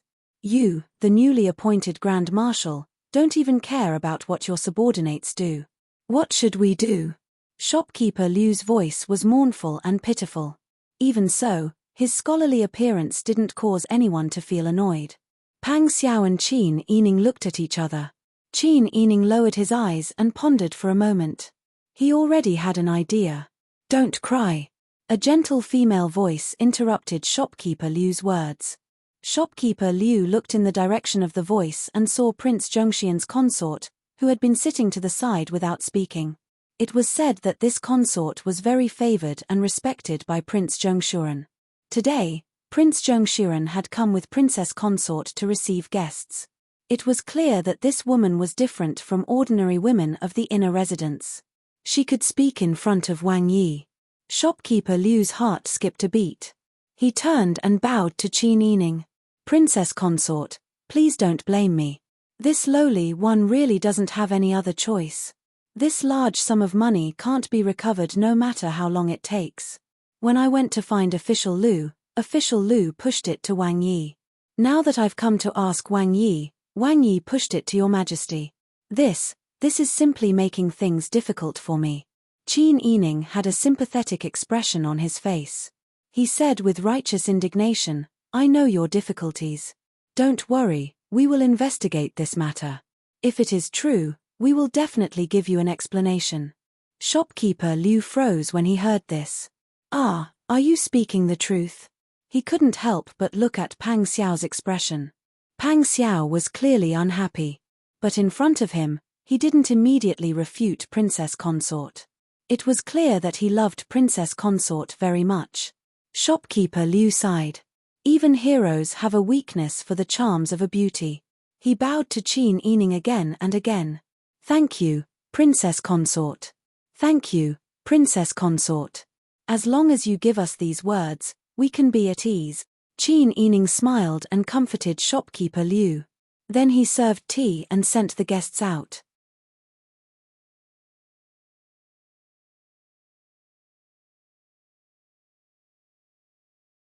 Qin Yining leaned close to Pang Xiao's ear and whispered his idea. A smile gradually appeared on Pang Xiao's face as she listened. In the end, she gently scratched her perky nose. You little scoundrel. Is that why you stopped me just now? Yes.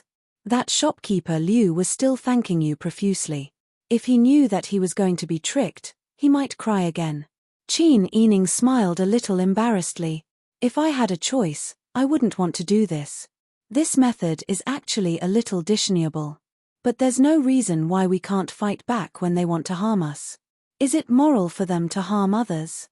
This is not the time to talk about morality. I'm not a kind person. If someone slaps my left cheek, I'll smile and stick out my right cheek. Pang Xiao saw that she was very angry. He couldn't help but smile and pat her shoulder comfortingly.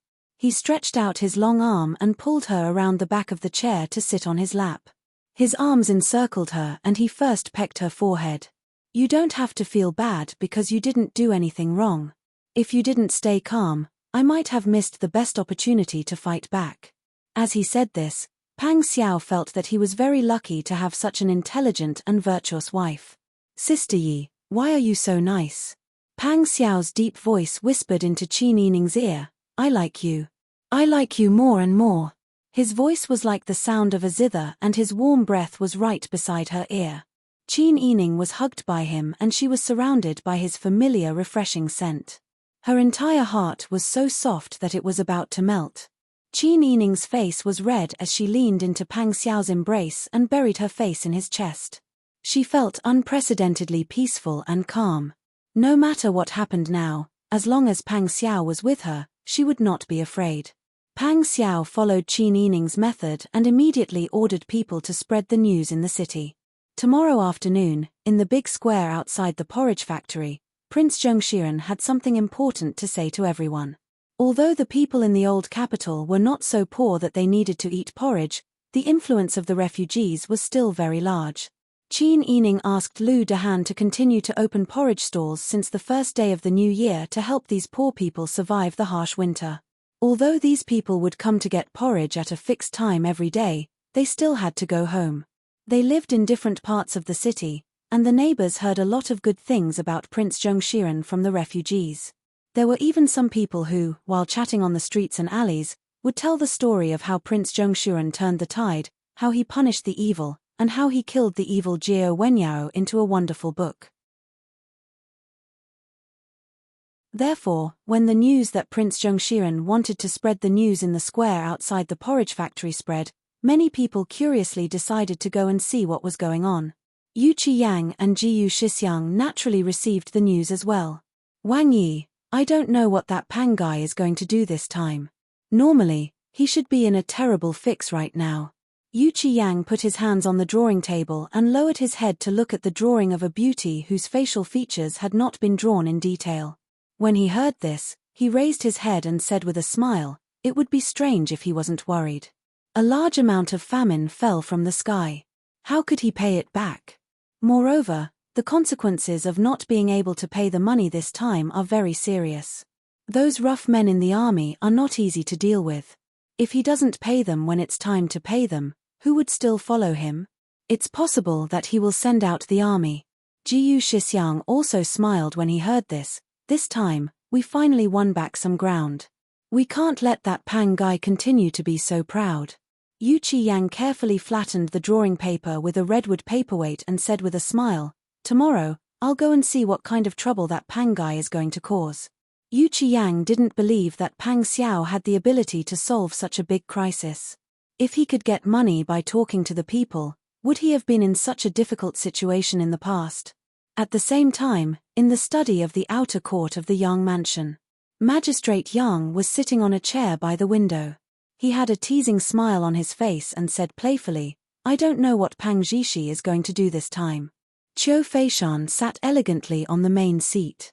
She took the hot tea from the maidservant and smiled as she warmed her hands with a blue and white porcelain lid. She didn't say anything. Magistrate Yang saw this and closed his mouth. He put away his disdain and contempt and said seriously, tomorrow, let's go and see. Qiu Feishan nodded and said with a smile, after what happened last time, I'm really curious about what he's going to do. I also saw Prince Zhongshian's consort at the banquet last time. She's a beautiful and intelligent woman. Magistrate Yang thought of the consort's appearance yesterday and couldn't help but nod in agreement. He then said with a smile, Lady Qiu is even more outstanding than her. Beautiful flowers are eye-catching, but they're still lacking in style compared to red plum blossoms. Qiu Feishan just smiled at this kind of flattery. Qiu Feishan had heard a lot about that beautiful woman with a pair of clear eyes. She had long wanted to make friends with her. However, it seemed that it wouldn't be easy for them to become friends. The next day at noon, the people who heard the news all gathered in front of the kanji factory. Magistrate Yang, Yu Qiyang, and the local gentry had already booked a private room on the second floor of a nearby tea house. They were waiting to see what Prince Zhongshiren was going to do with their own eyes. Qin Yining didn't go to the private room. Instead, he was surrounded by Jinghu Wei and the silver-masked spies, waiting in a carriage at the corner of the street. Pang Xiao was wearing a python robe and a black sable fur cloak.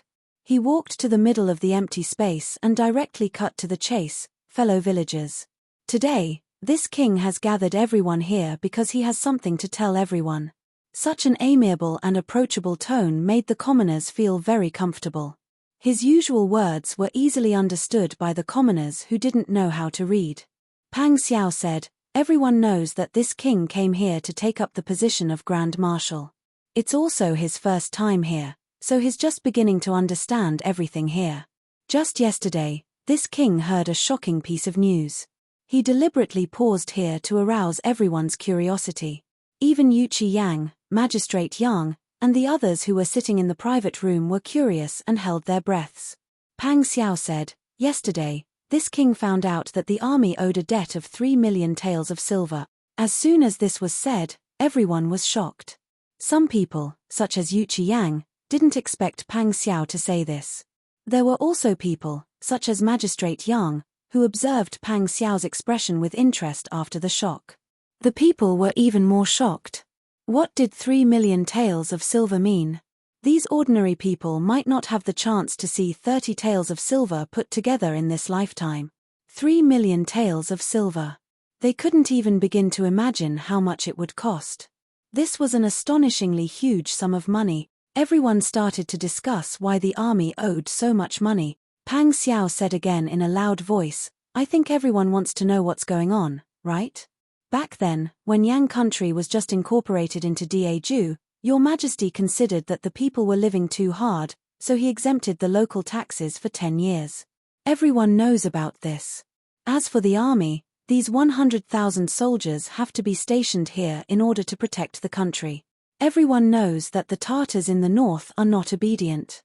Right now, the north is at war as we speak.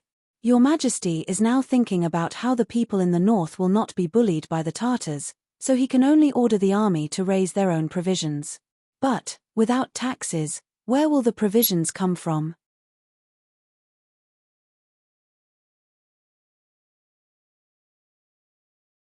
Chapter 704. Sai Tong's actions are truly benevolent and righteous. Not only did they help the army solve their biggest problem, they also indirectly ensured the safety of our old capital. At least everyone doesn't have to worry about being attacked by foreign enemies and can be assured of their own safety. Pang Xiao was quite moved when he said this. In today's world, there aren't many people who are as benevolent and righteous as Sai Tong. If it were someone else, wouldn't they announce their good deeds to the whole world? But Sai Tong is different. They do good deeds in a low-key manner and don't want to announce their good deeds. They only do what they can for everyone in silence. This king is really touched by their spirit. Pang Xiao shook his head and sighed. His words were full of emotion. When the people around saw this, they couldn't help but sigh. I didn't expect there to be such good people in the world. Yes, it's a pity that we are a bunch of poor people. Otherwise, we would definitely buy Sai Tong's products. You don't know, right? Sai Tong has everything. Even when we go on a boat, the name of Sai Tong is engraved on the oars. You're boasting again. You can't read, how can you recognize the name of Sai Tong? I heard it from someone. It can't be wrong, everyone was discussing. Everyone gave Sai Tong a thumbs up for doing good deeds in a low-key manner. Pang Xiao saw everyone praising Sai Tong and gave them enough time to discuss. He then said in a clear voice, Sai Tong is benevolent and righteous. They have the country and people in their hearts. But our army owes Sai Tong money. Are we not going to pay it back? His words attracted everyone's attention back to him. Pang Xiao said with full vigor, no matter how benevolent they are, we can't let them take out money for nothing. 3 million taels of silver is not a small amount. Shopkeeper Liu of Sai Tong went to complain tearfully to this king. They almost couldn't pass the new year this year. They spent 3 million taels of silver and still haven't paid it back. Although this king is new to the post of marshal, he still felt very apologetic. Today, this king will say it here. This money must be paid back. We won't let Sai Tong, who is a kind merchant, suffer. If you can't, then you are an incompetent official. As soon as this was said, the people cheered and praised Pang Xiao's responsible behavior. Because his words had already made it clear that this money was not borrowed by Pang Zhishi, but owed by the previous Pang Zhishi before he took office. This matter had nothing to do with him. But after he took office, he still shouldered this responsibility without hesitation and gave 4-Channel a promise. Pang Xiao's image in the eyes of the common people had been raised by such a straightforward and responsible way of doing things. This was especially true for those refugees who had witnessed Pang Xiao punishing historian Gao. At this moment, the name of God of War Wang Yi was deeply ingrained in their hearts. The people cheered and praised Pang Xiao's actions. The passers-by in the private rooms were all shocked, as if they had been struck by lightning. Yu Qiyang clenched his fists tightly. His face was flushed with shock and anger. Who would have thought that Pang Xiao would act so unconventionally? Would a normal person know that there was a trap in front of them, and still step into it without hesitation? Pang Xiao was clearly not the one who had borrowed the money, but now he had to pay it back. Moreover, 3 million taels of silver was not a small sum of 3 or 2 copper coins. Where did he get the confidence to make such bold claims in front of everyone? Was he not afraid that if he couldn't take out the money in the future, people would remember what he said today and criticize him? Or was it that Pang Xiao already had 3 million taels of silver in his hands, and now he was shouting just to make a name for himself? However, even if he had the money, was 3 million taels of silver something that he could casually take out to fill a hole for others? Yu Qiang didn't understand Pang Xiao's actions. He really didn't understand. Yu Qiang couldn't help but curse out in a low voice, "You're really sick." Hearing this, Jiyu Shixiang looked at Yu Qiang and shook his head. He couldn't help but sigh in his heart. If Yu Qiang had half of Pang Xiao's skill and political brain, he wouldn't have to worry about these court affairs at such an old age. Wang Yi, this is precisely where Prince Zhongxian's brilliance lies. Jiyu Shixiang sighed and said, if he completely ignores the matter, isn't he afraid that the four-way signal will spread the news that the army general owes money and doesn't pay it back? Yu Qiang was speechless. Thinking carefully, this was indeed the case. Even if he lost a bit, it was worth it for someone like Pang Xiao if he didn't have to bear the infamy. However, to be able to take out 3 million taels of silver in one go was enough to prove Pang Xiao's financial resources and courage. Jiyu Shixiang saw the change in Yu Qiang's expression and knew that he must have misunderstood. He said helplessly, "Wang Yi, don't tell me you think that Pang Zhishi will pay the debt out of his own pocket. Isn't that the case?" Yu Qiang asked in surprise and confusion. Jiyu Shixiang had the urge to facepalm. Even his voice became a bit weak. He must have thought of other ways to get money in advance. Either he can get this huge sum of money, or he has a way to make the four-way signal unable to ask for money. In short, Pang Zhishi definitely won't take out such a sum of money to cover the whole. He is the army general. If he falls into a trap this time and has no choice but to pay out of his own pocket, then in the future, if he encounters such a situation again, there will be people who will make him suffer.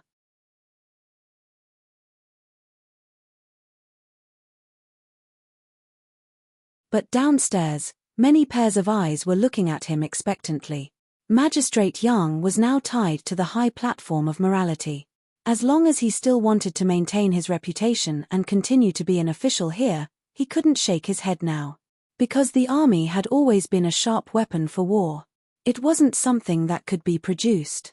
Your Majesty ordered the army to raise their own salaries and pay. He wanted the local government to pay for it. This was reasonable and legal, a matter of course. But there was no tax in the old capital. Wang Yi. Magistrate Yang opened his mouth. His throat was very dry. But in the next moment, Pang Xiao's actions made Magistrate Yang so angry that his nose was crooked.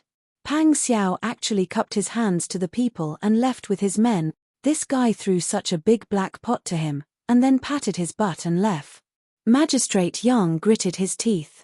For a moment, he couldn't understand how there could be such a shameless person in the world. How could he call himself a hero? He didn't even give him a chance to decline. Magistrate Yang cupped his hands to the people who were full of admiration and forced himself to show a gentle smile to appease them. Qin Yining watched the whole thing from the horse carriage. On the way back to the mansion, the smile on the corner of her mouth didn't fade. She helped Pang Xiao come up with an idea, but she didn't expect Pang Xiao to be so interesting. He handled the matter so well that she, who knew about it, laughed all the way. When she thought of Magistrate Yang's forced smile after being bullied, Qin Yining couldn't help but laugh again. When they arrived at the entrance of the Qin mansion, Pang Xiao had been waiting for Qin Yining for a long time. Seeing that she had returned, Pang Xiao came forward to replace Bing Tang and Ji Yun. He helped Qin Yining out of the carriage. "Why are you laughing like that? Is it that funny?" Pang Xiao tapped Qin Yining's forehead lightly. Qin Yining nodded. "You didn't see Magistrate Yang's face. Every time I think of how he once schemed against you, but now he is trapped by your open scheme and can't fight back, I want to laugh." Conspiracies were important, but the most interesting thing was still an open conspiracy. It was obvious that you were telling the other party, but you used your strength to crush them. Only then would you feel a sense of accomplishment. When the two entered the mansion, Pang Xiao held Qin Yining's small and fair hand with his large hand. He smiled and said, "He won't let this go. I think he'll be here soon."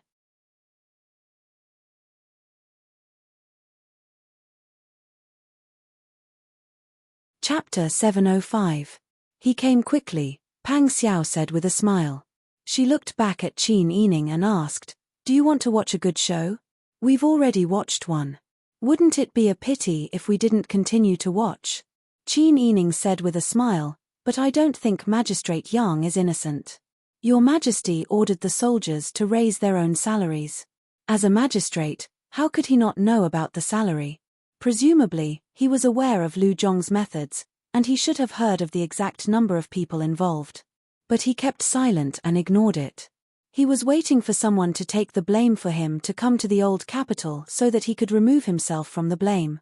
Qin Yining thought about what Magistrate Yang had done and how he had changed from arrogance to deference. She also thought about the beautiful girl in men's clothing that she saw when she went to the Yang family. Some thoughts flashed through her mind, but she didn't grasp them.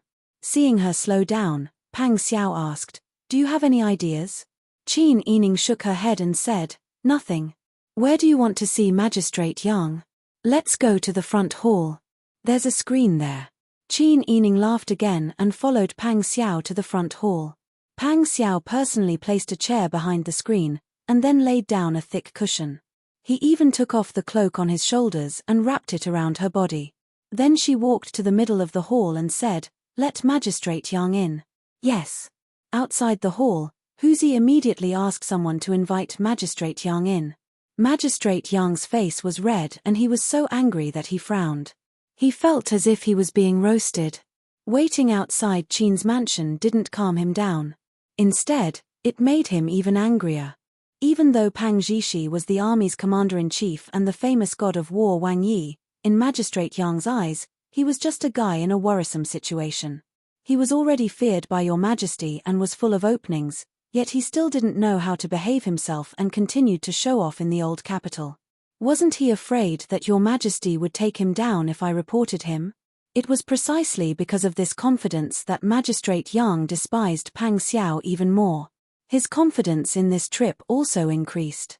Therefore, when the servants came to lead him to the front hall, Magistrate Yang's back was straight and he was suppressing his anger. His footsteps were so forceful that it was as if he wanted to crush the green bricks on the ground to vent his anger. "Wang Yi, Magistrate Yang has arrived." Huzi sent a message inside and then lifted the curtain for Magistrate Yang with a big smile. When Magistrate Yang saw Pang Xiao sitting lazily at the head of the table and drinking tea, he did not even greet him. Instead, he directly questioned, "How could Wang Yi be so treacherous? How dare he set me up like this?" Pang Xiao did not seem to notice Magistrate Yang's anger.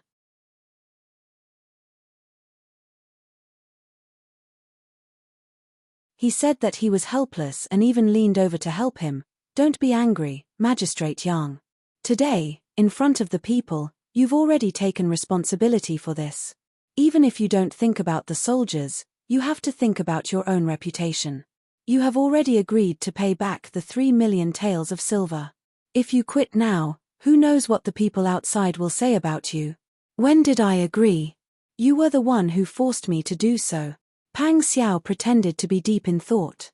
Then he smiled and said, "Why don't you go and look for the manager of Sitong Number? Magistrate Yang should be familiar with the manager of Sitong Number, right?" As soon as he said this, Qin Yining leaned forward from behind the screen and carefully looked at Magistrate Yang's expression. Magistrate Yang seemed to be shocked. In the blink of an eye, he came back to his senses and said, "Why do you say this?" Pang Xiao smiled and said, "Don't be nervous, Magistrate Yang. This king is just speculating. You are a magistrate. You should know how many merchants there are and what they do, right? If you really don't know, then isn't it a dereliction of duty? I believe that with Magistrate Yang's loyalty to your Majesty, you will never allow this kind of thing to happen. Moreover, with Magistrate Yang's talent, he will not commit such a dereliction of duty. Then Magistrate Yang must know everything about Sitong Number. That's why he acquiesced the soldiers to borrow money from Sitong Number. This king is new here and is not familiar with the people of Sitong Number. But you are different. Why don't you make an exception for Sitong Number and pay back the money a few years later when the government is stable and the treasury is abundant?" Magistrate Yang's hands were trembling with anger. What a good Prince Zhongxian. He was actually waiting for him here. Magistrate Yang couldn't calm down for a moment. He was a little worried, but he suppressed his worries. He was even more disgusted and angry with Pang Xiao. He gritted his teeth and said, "How can I know the people of Sitong Number? Wang Yi, Don't take it for granted. You don't know? This king doesn't think so. Pang Xiao shook his head regretfully. Then this king has no other choice. We still have to rely on Magistrate Yang to pay back the money. This king can rest assured with your help. Magistrate Yang suddenly stood up and stared at Pang Xiao angrily. If it's not me who owes the money, why should I pay it back? Pang Xiao also lost the patience to tease a child. He slowly stood up and said lazily, this king also wants to ask, if it's not this king who owes the money, why should this king pay it back? Magistrate Yang, why don't you go back and help this king ask the shopkeeper of Sitong number? Magistrate Yang's heart skipped a beat, but he didn't show any expression on his face. He just said angrily, if I have to be treated like this as a magistrate, then I don't want to be a magistrate anymore. He was a local magistrate. His appointment wasn't decided by a little prince. If he insisted on not doing it, Pang Xiao couldn't do anything to him. If the news spread, he wouldn't be able to explain it to your majesty. Therefore, Magistrate Yang was very confident in his move. He was waiting to see how Pang Xiao would yield. At that time, he would throw the pressure of 3 million taels of silver back to Pang Xiao. He wanted to see how the legendary god of war, Wang Yi, could pay back the debt. However, what Magistrate Yang didn't expect was that Pang Xiao agreed without hesitation.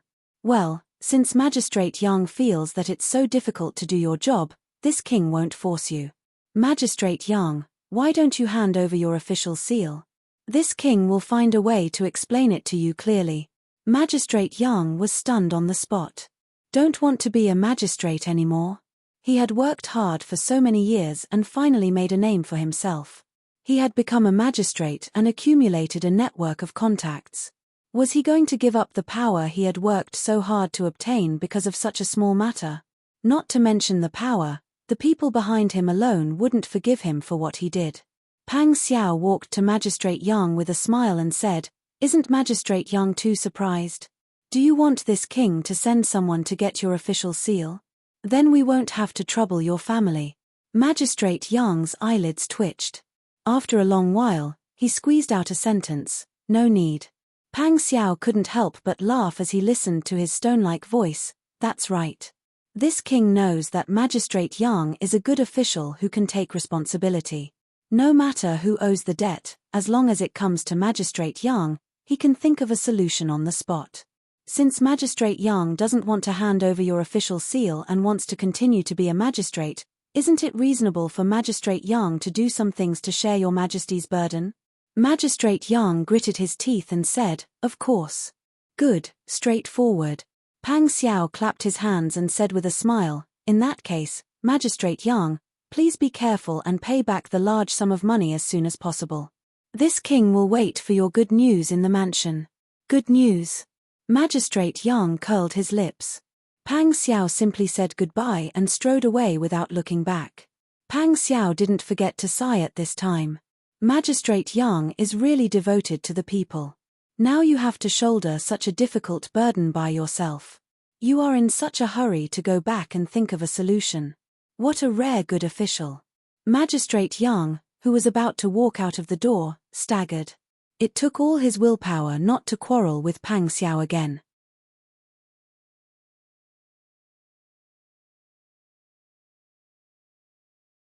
Chapter 706. Pang Xiao couldn't help but use his slender fingers to gently scratch Qin Yining's nose. How am I being thick-skinned? I'm just giving him a taste of his own medicine. So you're saying that Wang Yi also thinks that there's something wrong with this person? Qin Yining tilted her head to look at him. The tassel beads behind her head swayed slightly, giving off a gentle glow. You think so too? Qin Yining nodded and stood on her tiptoes to drape a cloak over Pang Xiao. Even if he's not the instigator, this matter is definitely related to him. When you were probing him just now, I saw very clearly that his relationship with Sitong number is definitely not simple. Moreover, Qin Yining's fair hands tugged at the collar of the cloak on both sides. She slowly lowered her tiptoes and muttered, I keep feeling that there's something wrong with that Miss Chiu. Magistrate Yang's attitude towards Miss Chiu doesn't seem like he's treating her as a nephew, but as an equal. Pang Xiao lowered his eyes to look at her.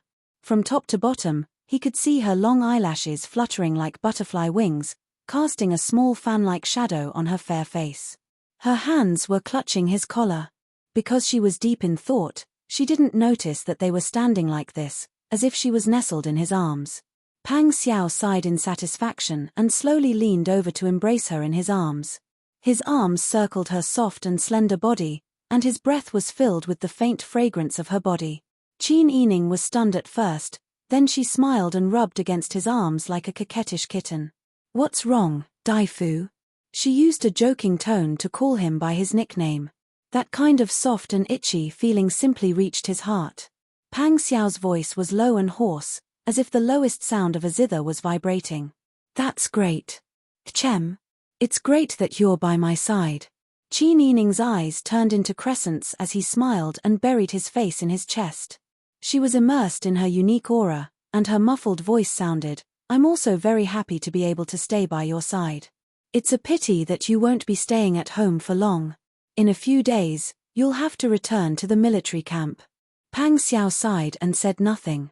If he could, he wished that he could never be separated from Qin Yining and his 2 children. However, the current situation did not allow it. "It's all right, it'll be fine soon. After everything is settled, we will have plenty of time to spend together.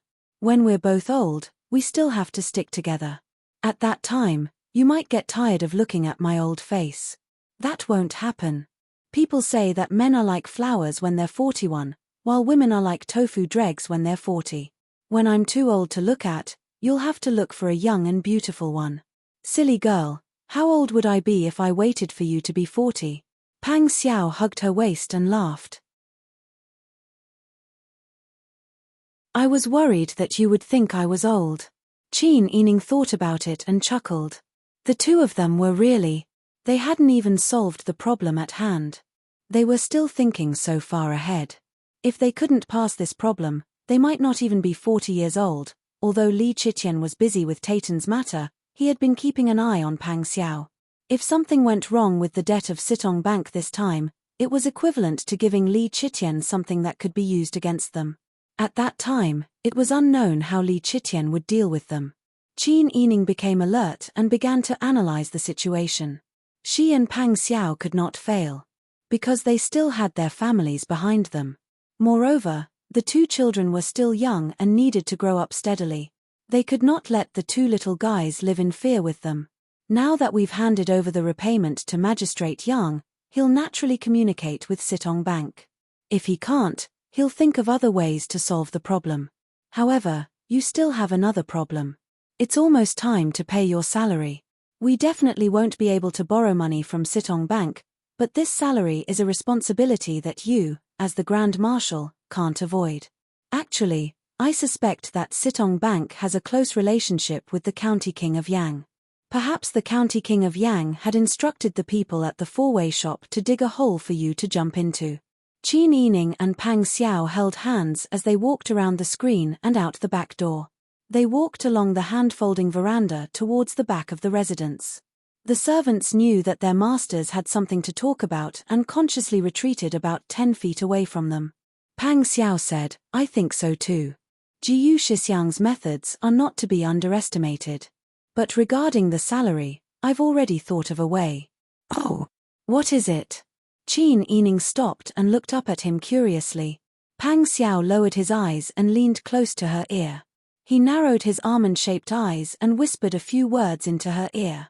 Qin Yining listened with widened eyes. Her long eyelashes fluttered. After a while, she asked, "Is this feasible?" "It's feasible. Why wouldn't it be feasible?"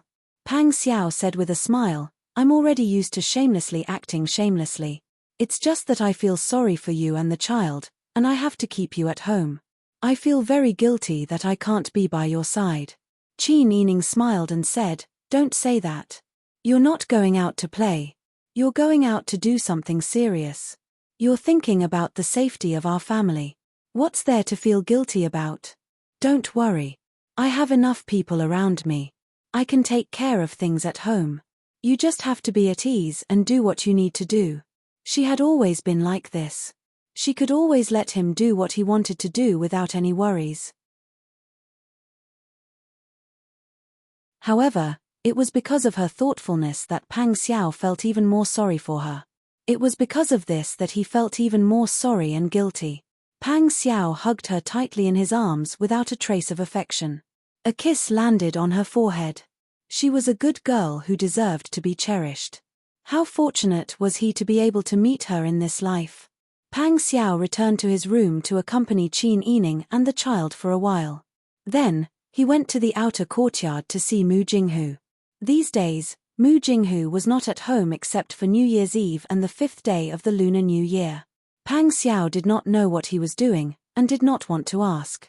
He only knew that Mu Jinghu was one of the Tianjiz's men. He also knew that Mu Jinghu's sudden appearance in the old capital was probably because the Tianjizi had instructed him to do something. However, Pang Xiao also believed in Mu Jinghu's character. When they were in the Taitan, Mu Jinghu could go against the Tianjizi's wishes to save Qin Yining. He even told him that Qin Yining was still alive. From that moment on, he believed that Mu Jinghu would never approach them with the intention of harming them. Blockhead, how long can you stay in the old capital? Under the dim yellow light, Pang Xiao poured a cup of tea for Mu Jinghu. Mu Jinghu picked up the teacup and took a sip. He said, I also don't know how long I will stay. When I came, Marshal Uncle didn't give me any instructions. He only said that there was a commotion in the south and told me to come and take a look. Pang Xiao nodded. He did not doubt Mu Jinghu's words at all. If you're not in a hurry to leave, help me take care of the house. I have to go to the military camp again tomorrow. Sister Yi is taking care of the 2 children at home. I really can't rest assured. Although I also left some guards behind, I'm always afraid that something will happen like that here. Now Sister Yi not only doesn't have any family to accompany her, but she also has to take care of the 2 children. It's really too hard. Mu Jinghu nodded without hesitation. All right, then I'll go out less and take care of the house more. Don't worry and go do your own things. Don't worry about the house. Pang Xiao patted Mu Jinghu's shoulder and said with a smile, Good brother. When I'm done with my work, I'll look for you to have a drink. Mu Jinghu said with some disbelief, What if you don't look for me to have a drink? Pang Xiao was stunned for a moment. Then he laughed loudly and said, Then you can call me by my nickname. How about it? Bashful Fox. Mu Jinghu blinked and called out tentatively. Pang Xiao nodded happily. Up to you. Call me whatever you want. He stood up and bowed solemnly to Mu Jinghu. Blockhead, please. Mu Jinghu seemed to be shocked by Pang Xiao's sudden bow. He quickly stood up and returned the bow. You're welcome. It's just a small matter. Anyway, I don't have much to do in the old capital. If it was someone else, they would probably take the opportunity to brag about their achievements. However, Mu Jinghu was always so honest. He would never flaunt his abilities and would never learn to take advantage of the situation to do favors.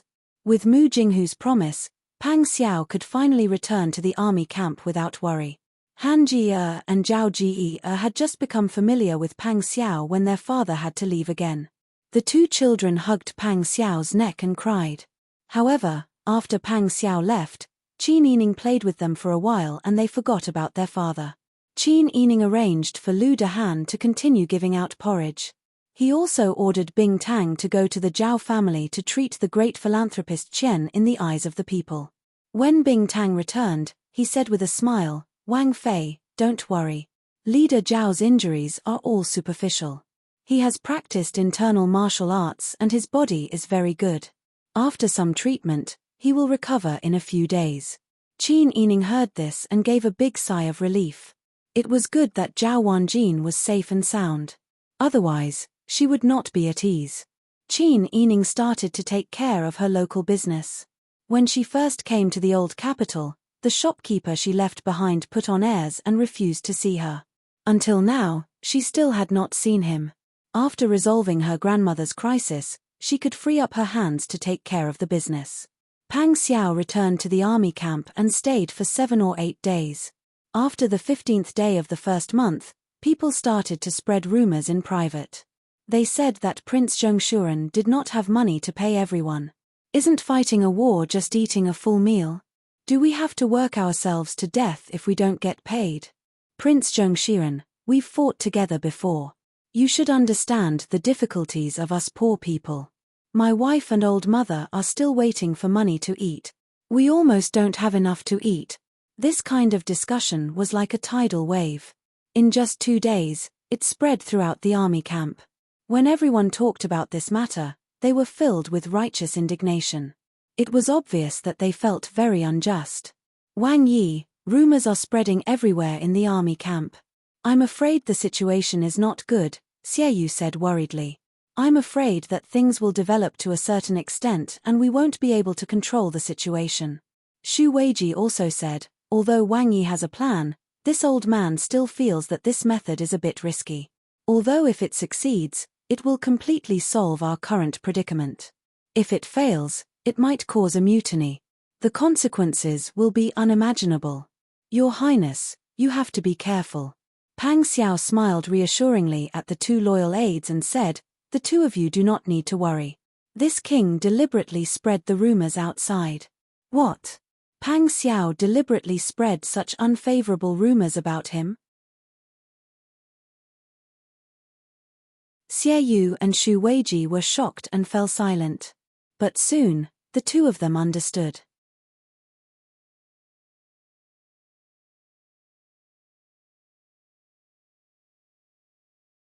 Chapter 707.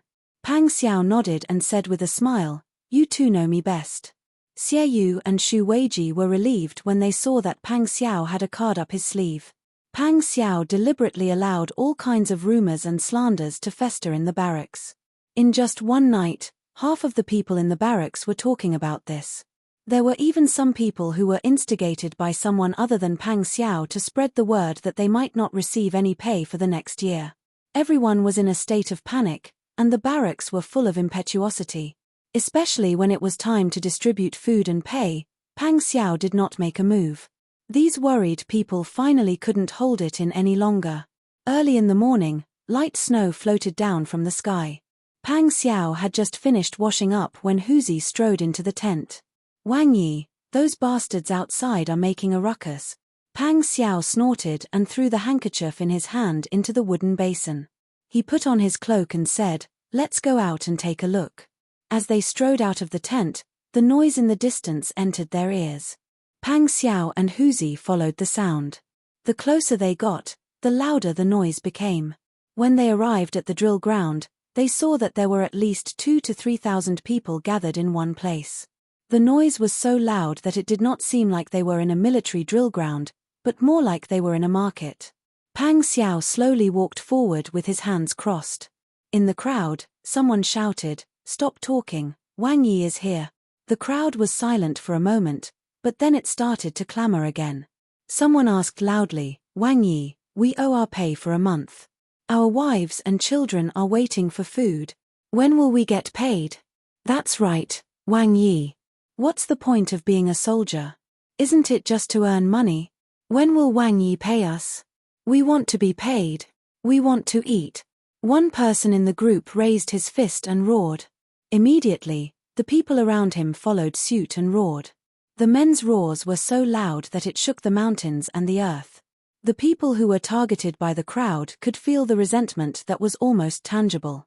Pang Xiao let these people shout for a while. When their voices died down, he said, this king understands how brothers feel. This king has been a soldier for 10 years. He ate and lived with the soldiers in the barracks. How can he not understand how they feel? Speaking of money, we are indeed tight right now. Magistrate Yang is not in a hurry to return the money he borrowed from Lu Zhong. But since everyone is following this king can't let everyone work for nothing. Pang Xiao raised his voice, raised SSS ears back. Good. Good. Among the crowd, there were only a few who were incited to stir up trouble. Most of the people gathered together for the sake of the food. Moreover, most of the people in the army had fought with Pang Xiao and the Tiger Army in the Dian. They still remembered Pang Xiao's superb command of the troops and how he led the troops in front of the 2 armies. Therefore, when Pang Xiao called for help, this group of people agreed. Why were they doing this? Of course it was for the money. Since Wang Yi had a way to lead them to get the money, they just had to follow Wang Yi. There was nothing wrong with that. The people in the crowd couldn't help but look at each other in dismay. They had worked so hard, but it was all ruined by Prince Zhongshuren's words. Someone in the crowd raised his voice again. We don't believe it. Wang Yi can't be thinking of pacifying us now and then going back on his word. That's right. Unless Wang Yi takes out the money now, we won't believe it. Pang Xiao looked at the people who were shouting with a faint smile. Huzi also looked at them and silently memorized their faces. Pang Xiao said, Brothers, this king can understand if you don't believe it right now. In the end, it's just empty talk without any evidence. It's not enough to win your trust. However, I'm sure the brothers who fought with me know what kind of person Pang Xiao is. That Pang Xiao's spittle is a nail in the coffin. When he said he would lead everyone to get the money, he meant it. Pang Xiao raised his money and walked into the crowd. He said, Everyone knows that there is a war in the north, right? The Daiju dynasty was founded not long ago. After many years of war, the state treasury is completely empty. To put it bluntly, even a mouse would come out crying after going in. Ha ha. The crowd burst into laughter. The tense atmosphere immediately eased. Pang Xiao said, That's why it's not easy for us to count on the money in the state treasury. Lu Zhong had previously borrowed a large sum of money from the four-way shop, but he still doesn't have the ability to pay it back. Magistrate Yang is in a terrible fix, and the four-way shop won't lend us any money to pay our salaries. Therefore, Ben Wang thought about it and thought of a way to make a lot of money. Wang Yi, what brilliant idea do you have? Please don't hesitate to tell us. Pang Xiao smiled. It's not a brilliant idea. This king is the same as everyone else. We are all uncouth, but our fists are tough. This king went out for a stroll in the past few days and found that there are many mountain peaks nearby. There are many bandits living on the mountain peaks, and who knows how many commoners they have harmed. They have a lot of money in their mountain strongholds. This king plans to take some people out to beat them up and teach those bastards a lesson. They have so much strength, but they don't join the army to protect the country. Instead, they shamelessly bully the weak. They're really a disgrace to all men. Pang Xiao spat with righteous indignation as he spoke. Many men were stimulated by Pang Xiao's words. They were originally soldiers, and soldiers naturally knew how to fight. They had not been able to fight for a long time, so they had to train in the barracks. Ever since Wang Yi became the Grand Marshal, the content of their training became more varied, and they were tired after a day. They were equally tired, but they had to face the fact that they had no pay. They might as well follow Wang Yi to exterminate the bandits and rob him of his money. Thinking of this, everyone cheered. Good, let's fucking do it. There were less than 3,000 people present, but more than 1,000 people agreed with Pang Xiao's decision. However, there were still a large number of people who hesitated and did not speak. They felt that it was right and proper for soldiers to earn money. Why should they do extra work? Among them, there were even people who were instigated by others who were determined to make things difficult for Pang Xiao. Therefore, these people made different voices and protested. They were determined not to go out to exterminate the bandits. Pang Xiao crossed his arms and looked at them for a while. He smiled and said, Is there anyone who doesn't want to go? Someone shouted, Why should we take the risk and pay for it? Why? Pang Xiao glared at him and said angrily, Because you are soldiers. Because you have to obey military orders. Could it be that there are foreign enemies invading at this time, and you want to shrink your necks and not move because you are afraid of death? Pang Xiao's sudden roar startled everyone, and silenced them one after another. Pang Xiao said, We are called 100,000 brothers in the army. We are stationed here. Can we just watch those bastards who call themselves heroes bully the people around us? Are all of you soldiers just to earn money? Don't you have the courage of a man? At this point, Pang Xiao did not wait for everyone to react. He said, Today, the happiest people are all of you present. Those who want to go with this king, gather here early tomorrow morning. Those who don't want to go can choose not to go, but let's make it clear first. After we get the money, We will first take care of the food and pay for the brothers who follow this king. Next, we will take care of the honest brothers who don't want to cause trouble. Last, we will take care of you who jump high and look for trouble, but shrink your necks and hide when you encounter difficulties. Whether there are any leftovers will depend on your own luck." Pang Xiao waved his hand and said, "Disperse. Go back and think about it yourselves." Pang Xiao strode towards the tent. Huzi immediately followed and whispered, "Master, will they all refuse to go with you?" Pang Xiao smiled and said, "They won't. Men die for wealth, and birds die for food. At least half of these troublemakers will go with us." Then he joked, "If too many people go, there won't be enough to share the loot." Huzi thought about it, and it seemed to make sense. He also laughed. The next day, as Pang Xiao expected, there were about 1,000 people gathered on the drill ground. Pang Xiao smiled and said, "Good. This king has already made the list of troublemakers yesterday. There are a total of 2,633 people. But today, there are more than 1,000 people who have withdrawn. Forget it, this king knows who is going and who is not going. Anyway, we have more than 1,000 brothers.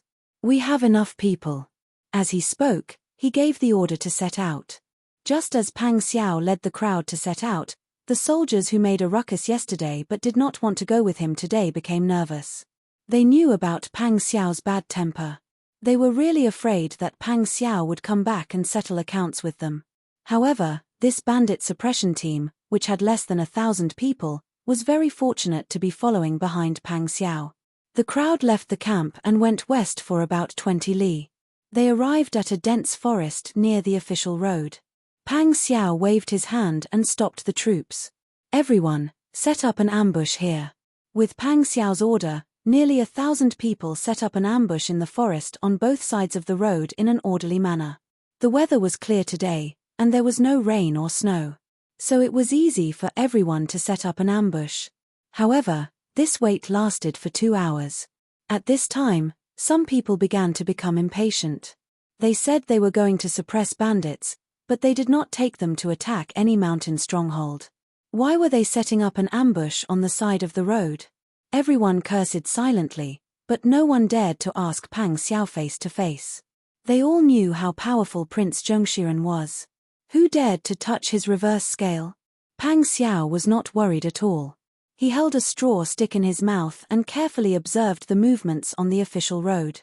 Not long after, Huzi ran over and whispered a few words in his ear. Pang Xiao threw away the straw stick and ordered the people around him. "The bandits will pretend to be merchants. They will be transporting treasures back to the mountain stronghold. Tell everyone to pay attention. Only take the goods and do not kill people. All the bandits must be captured alive." "Yes." The people around him responded in a low voice and scattered to send the message. After a while, everyone knew about Pang Xiao's strange order. Suppressing bandits, but only taking the goods and not killing people. At this time, on the official road, a caravan was approaching from the outside of the old capital. In front of the caravan was a large flag. The symbol of 4 ports was particularly eye-catching under the sun.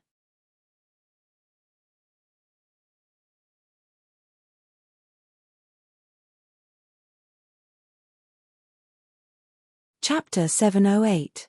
The 4 links had been in business for more than 100 years and had a deep involvement in all kinds of trades. Naturally, they had their own escort company to transport goods. At this time, the group that was traveling on the official road was carrying the banner of the 4 links. Hearing Pang Xiao's order, those men, who had been training with Pang Xiao for the past few days, immediately rushed towards those carts and wooden boxes like fierce tigers coming down from the mountains.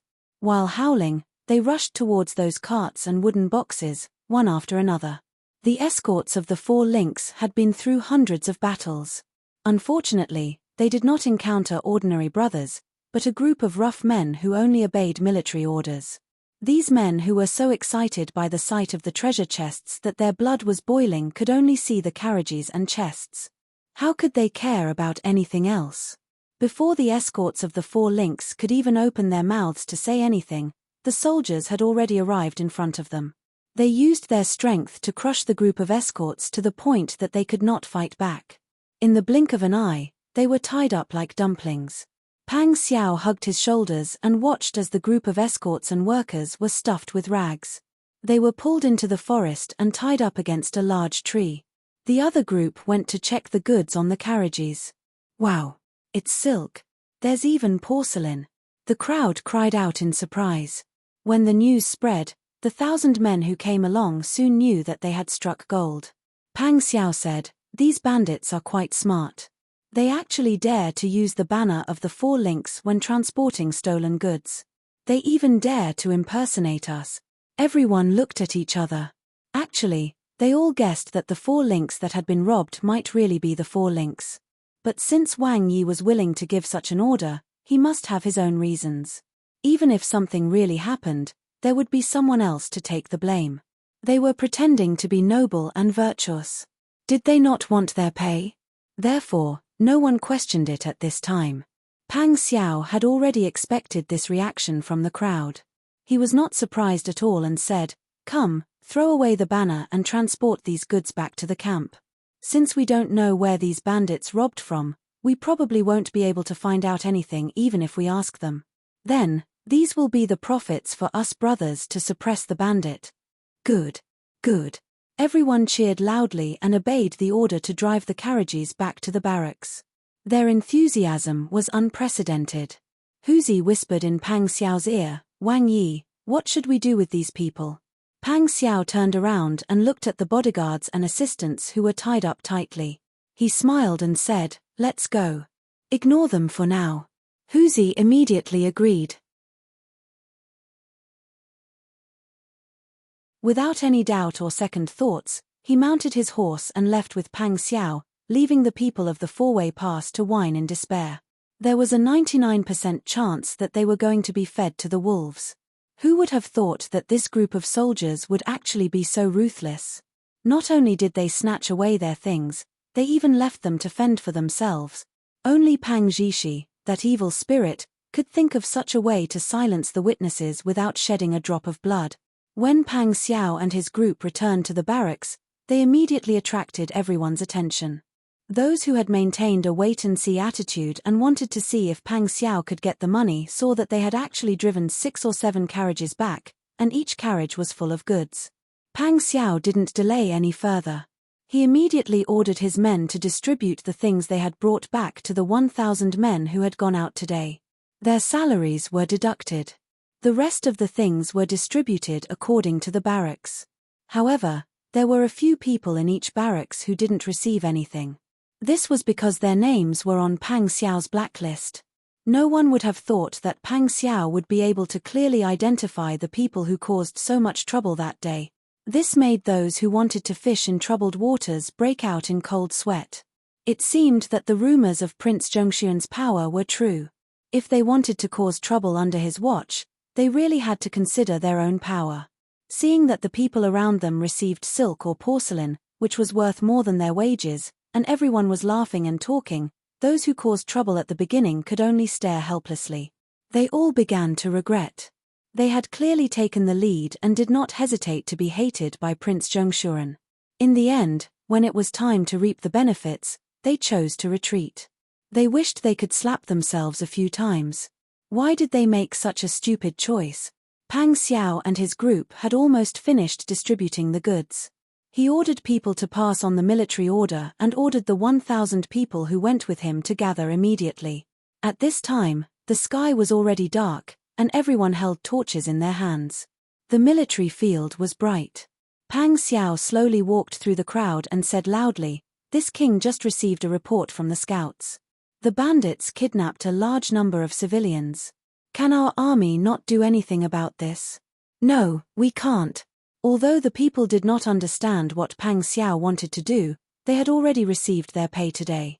In their hearts, they had already firmly believed in Wang Yi. Therefore, everyone naturally believed what he said. Pang Xiao immediately said, "We are hot-blooded men. If it were not to protect the safety of the people, who would suffer here?"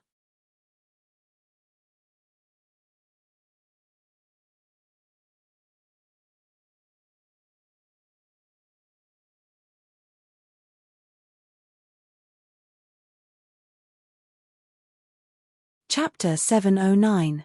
Jiyu Shixiang was full of anger, but at this time, another voice floated in his heart and said to him, if the person he assisted had such wisdom, could judge the situation, and had the face to do such a thing, why would he, Jiyu Shixiang, have to work so hard and even lose his family? Looking at Yu Qiyang, whose face was red with anger, Jiyu Shixiang felt an indescribable depression in his heart. Yu Qiyang's actions had disappointed him many times. But he had already chosen a path and had sacrificed so much for it. There was no possibility of turning back. If he stopped now, wouldn't it be like what Qin Yining said, that he was only doing it for his own reputation? Jiyu Shixiang's mind was full of thoughts, but in the blink of an eye, he comforted Yu Qiyang and said, Wang Yi, don't worry too much. To deal with the opponent, no one set the rule that we have to use fair and square methods. If Prince Zhongshiren doesn't do this, he probably won't be able to think of any other way. Fighting naturally depends on one's ability. If we can do it, we can also use all kinds of methods. Yu Qiyang heard this and shook his head in disdain. I'm not as shameless as him. Jiyu Shixiang shook his head helplessly. Looking out the window again, Pang Xiao was blending into the crowd and talking to the people in a friendly and candid manner. He was talking about his determination to suppress the bandits. Originally, he didn't leave a good impression on the people in the old capital. But after these major events, Jiyu Shixiang was surprised to find that he had gained a firm foothold among the people. He and Yu Qiyang were originally from the old capital and had the identity of the royal family of the Yang dynasty. Now, they were not as popular as Pang Xiao among the people. How could this not make people feel frustrated? If Jiyu Shixiang felt this way, it was needless to say how Yu Qiyang felt at this time. In a private room in another restaurant not far from them, Mr. Liu, who had contacted Yu Qiyang and also went to ask Pang Xiao for the debt, didn't look any better. What suppression of bandits? What for the people? Pang Zhishi, this madman, was even more cruel than bandit. Did he think that the people in 4 Access were all blind and deaf? They had robbed them several times and saved their people several times. Those soldiers didn't even change their clothes once. Such an obvious demonstration of power, they were simply shameless. The most important thing was that their boss was already beginning to feel unhappy because of this. The things that they had lost these few times added up to the annual income of 4 Access's shops in the old capital. Although this amount of money was only a drop from 9 oxen, who would complain about having more money? What's more, this time, their plan failed and they were targeted by the rogue instead. No matter how many people, they were still was not as good as a tiger and was of a tiger was a tiger, of a tiger, a pack of a pack a group of a pack of a wolf. This feeling was not only that, he felt vexed lose. His position was closer to Pang Xiao than Yu Qiyang and Jiyu Shixiang, so he could hear Pang Xiao's boasting more clearly. Liu of the shopkeeper felt that this was the first time he had seen such a shameless person. He was so angry that his face turned green. After Pang Xiao finished chatting with the people, he jumped onto the high platform and said loudly, "Everyone, don't worry. Our army's suppression of bandits will continue. We don't ask for anything else. We just want to clear out the bandits around us and give everyone peace." Good. Good.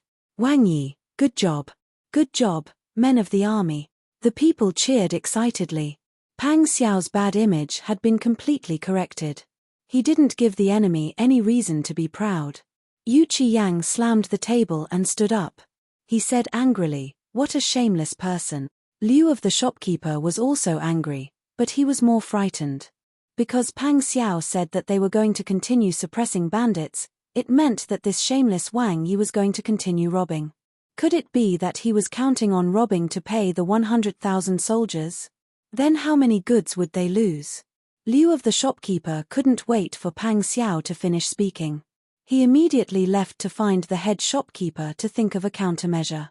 Qin Yining, who had seen enough of the commotion in the crowd, ordered the people around her, "Let's drive the carriage to the path Wang Yi must take when he returns."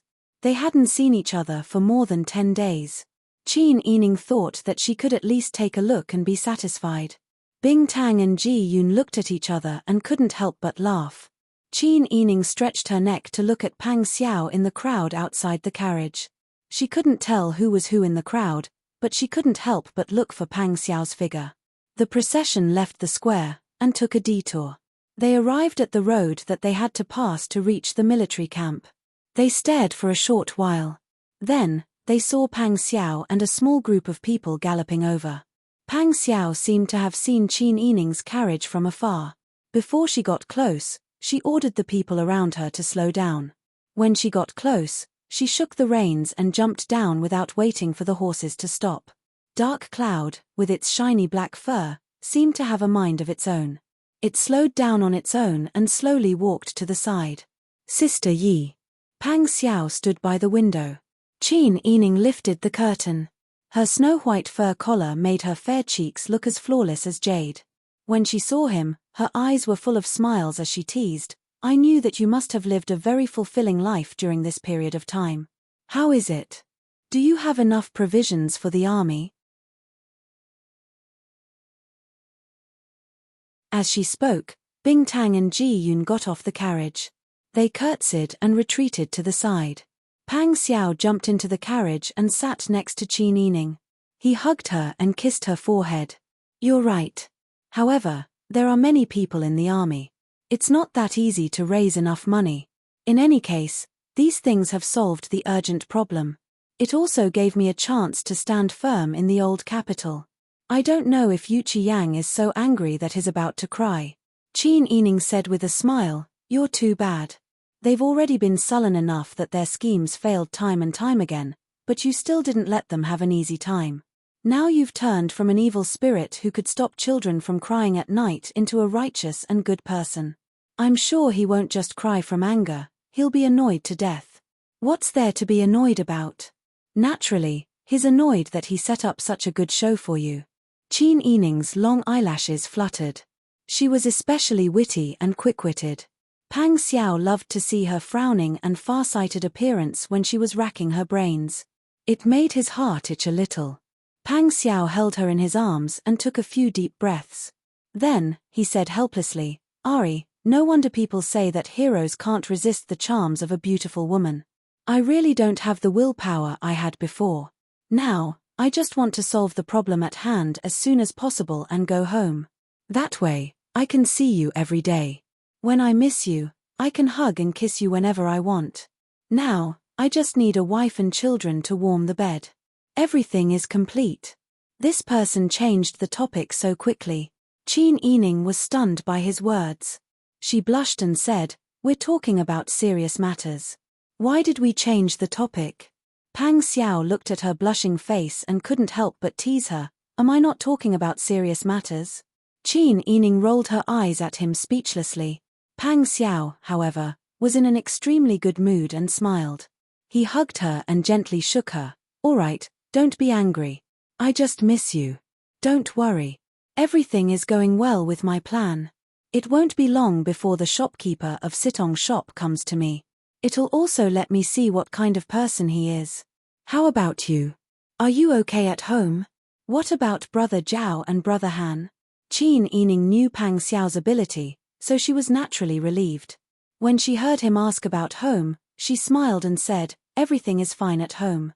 The 2 children are being taken care of by the nanny. When I heard that you were going to make an announcement again, I quickly came out to take a look.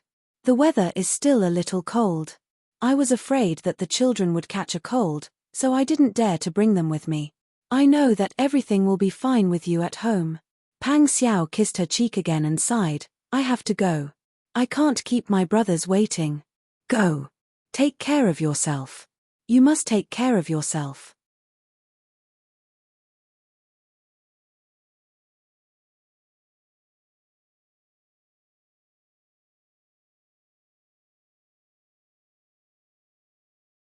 Chapter 710. Now that head shopkeeper Xia wanted to see her, he didn't just come to visit her. What was the point of giving her an invitation? Head shopkeeper Xia did not take her seriously, and Qin Yining had wanted to teach him a lesson a long time ago. It was just that her maternal grandmother's incident happened a few days ago, and the new year had passed, so she did not have time to deal with him. Who would have thought that after such a long time, this head shopkeeper Xia still did not repent? Qin Yining took the invitation from Lu Dashun with both hands. She lowered her eyes and looked at it. A faint smile appeared on her face. Lu Dashun looked at Qin Yining's expression nervously and said, "Princess, what did head shopkeeper Xia say?" "What did he say?" "Take a look for yourself." Qin Yining casually handed the invitation to Lu Dashun. Lu Dashun received it in fear and trepidation. After looking at it carefully, he could not help but gasp. This, head shopkeeper Xia really has a big tone. Princess is the owner, and you are also the noble princess. How could you be a guest at his home? He still has not come to greet you, princess. Qin Yining smiled and said, "That's right. Head shopkeeper Xia is really bold. I will have to trouble you to go back and tell him that this king's consort is busy and has no time." Lu Dashun nodded and stood up to salute. "Yes, this lowly one will definitely pass on the message." Qin Yining nodded and picked up the tea. Lu Dashun knew that Qin Yining was definitely unhappy, so he naturally did not dare to stay any longer. He immediately saluted and left. After Lu Dashun left, Ji Yun said with righteous indignation, "This head shopkeeper Xia is really arrogant. He did not even greet Princess when she visited, yet he still has the nerve to do so. Does he really think that he has a lot of face?" Bingtang also said, "This person is so arrogant. He definitely has someone backing him." "That's right." Qin Yining was deep in thought and called Jing Zhe over. "I'll have to trouble you to help me investigate the situation in the manor and see how the refugees I took in are doing now. In addition, focus on finding out who this head shopkeeper Xia has been in close contact with recently, and who gave him the confidence to repeatedly ignore me, his boss." "Yes, I'll do it right away." Jing Zhe immediately took the order and left to investigate the matter in secret. Qin Yining originally thought that shopkeeper Xia would come to his senses after being rejected by her once. But who would have thought that in less than half a day, head shopkeeper Xia would send another invitation? This time, it was not Lu Dieshun who came to run the errand. Clearly, Lu Dieshun did not want to get involved in this mess. He was afraid that Qin Yining would mistake him for shopkeeper Xia. Qin Yining read the post and saw that the content was exactly the same as the previous post. Not a single word had been changed. He knew how sincere the post was. After Qin Yining had Han Jie and Zhao Jie, his personality had become much gentler and more magnanimous than before. However, he was still angered by head shopkeeper Xia's various actions. Qin Yining rejected the post as usual and instructed Ji Yun, "Tell the manservant that if he wants to see this king's consort, head shopkeeper Xia might not even agree to meet this king's consort. Moreover, he doesn't know how to distinguish between status and importance. This king's consort is very busy and has no time to eat his meal." Ji Yun was also filled with righteous indignation. Hearing this, she immediately acknowledged and strode out to pass on the message. Qin Yining sat at a small table. Not long after, he saw Ji Yun enter the room. She walked around the carved screen and arrived in front of Qin Yining. "Princess, I've already passed on the message. However, this servant saw that manservant was very arrogant and didn't care about us at all. Perhaps he took after his master." Qin Yining chuckled. His master hugged someone's thigh, so he felt that he could also run amok. "Very good. Their actions have allowed me to find something to do. It also saves me from boredom." Ji Yun's mood relaxed a lot. She smiled and said, this servant knew that Princess would have a way to deal with them. She admired Qin Yining the most for being able to deal with anything indifferently. He had never panicked when encountering a difficult problem. Every time, he could face it head-on. In the evening, Qin Yining had just fed the two toddlers when Qiu Lu lifted the curtain and entered. "Princess, third shopkeeper Lu requests an audience." "I know. Ask him to go to the front hall. I'll be right there."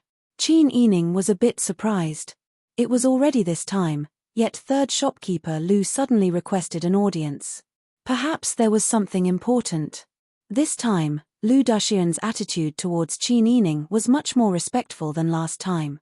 His tone was even more careful. "Princess, this lowly one came today to invite Princess to a place." Qin Yining raised an eyebrow. How did this person learn to invite her out? Seeing that Qin Yining was silent, Lu Dashun hurriedly said, "Princess, don't misunderstand. This lowly one doesn't have any other intentions. Today, this lowly one wants to invite Princess to Guilin Lu. There is something important that Princess needs to know. When Princess gets there, you will naturally understand this lowly one's intentions." Qin Yining vaguely understood something. He turned around and ordered people to prepare a carriage. Ji Yun and Bing Tang immediately split up and prepared carriages and guards to follow and protect her. Qin Yining stood up. Qiu Lu and Xian Yun had already brought over the cloak she needed to wear when going out, as well as a small brass hand warmer to warm her hands. Qin Yining stood in place and ordered in a low voice, "Take good care of these two brothers. Don't let them bump into anything. Understood? Princess, don't worry. This servant will watch carefully. The wet nurses won't dare to be negligent in the slightest." When Wang Yi went out, he had called the wet nurses in front of him and carefully instructed them.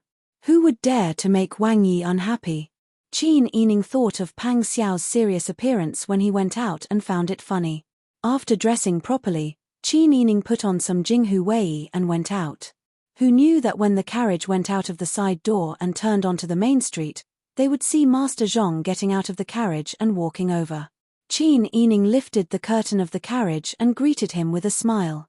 Then she said, "I was just about to go out.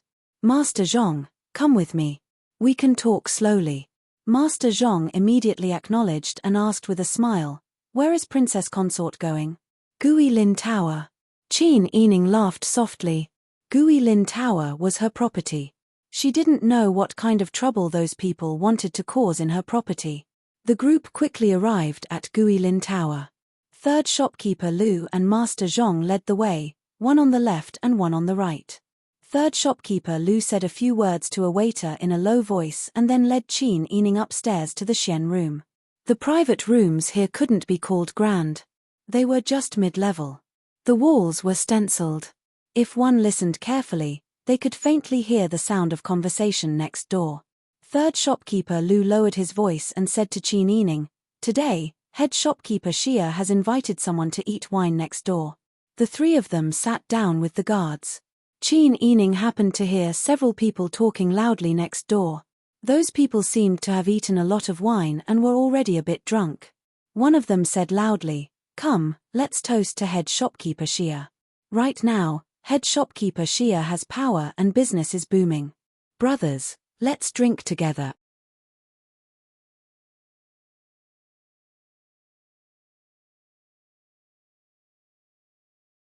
Chapter 711. Qin Yining had never met head shopkeeper Xia, but Master Zhong had met him before, and they were even very familiar with each other. If it weren't for the fact that he was familiar with head shopkeeper Xia and thought that he understood head shopkeeper Xia's character, he wouldn't have handed over Qin Yining's large and small fields and several businesses to him when he left the old capital. Unfortunately, even someone surnamed Zhong, who had been observing people for half his life, would sometimes make a mistake. How could he have known that head shopkeeper Xia was actually this kind of person? The voices next door were still loud and clear. Shopkeeper Xia spoke slowly, but the words that came out of his mouth were extremely arrogant. "It's not that I, old Xia, don't know how to be humble, but compared to a woman, I don't lose to her in business. Thinking back to when the Yang dynasty was still around, I also traveled extensively with my father's generation. When the younger generation in the south asked around and mentioned head shopkeeper Xia, outsiders didn't know, but those in the same industry all knew. Back then, I only agreed to manage a woman's business for old Zhong's sake. It's also because the world is difficult. Wasn't there a war at that time? That's right, that's right. Head shopkeeper Xia's reputation has long been known. I've also heard of him and admired him for a long time." Someone echoed.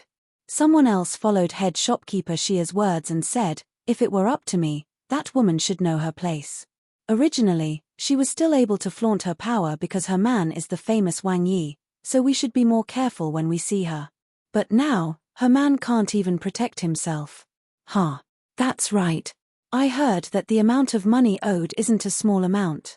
He said that he would let the prefectural magistrate pay the debt, but if the prefectural magistrate can't take out the money in the end, won't he still have to hand it over to him? I think so too. Don't be fooled by his bragging. Only those ignorant commoners would believe him. That woman should take a look at her man. He's already in a terrible fix. When it comes to military matters, it's possible that a mutiny will occur if things go wrong. When the time comes, the soldiers with hatred will rush in. No matter how skilled her man is in martial arts, he won't be able to protect her. She's about to lose her life, yet she's still clinging on to power. Everyone's mocking words were heard by the people next door. Lu Dashun lowered his head and peeked at Qin Yining's expression from the corner of his eye. From time to time, he would sneak a peek at Master Zhong's expression. Master Zhong was already sweating profusely. His nose was sunken, and his temples were covered in sweat. Ji Yun and the others behind Qin Yining gnashed their teeth in anger. If it wasn't for Qin Yining's orders, they would have rushed over to deal with that group of shameless old men.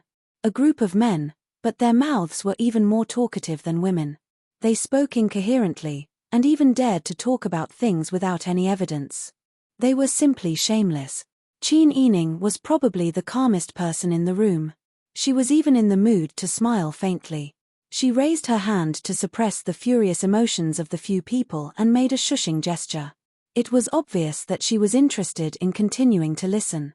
Seeing that Qin Yining didn't get up and leave in anger, nor did she go next door, and actually wanted to continue listening to those filthy words, Lu Dashun's expression was rather shocked. This princess consort was even more composed and rational than he had expected.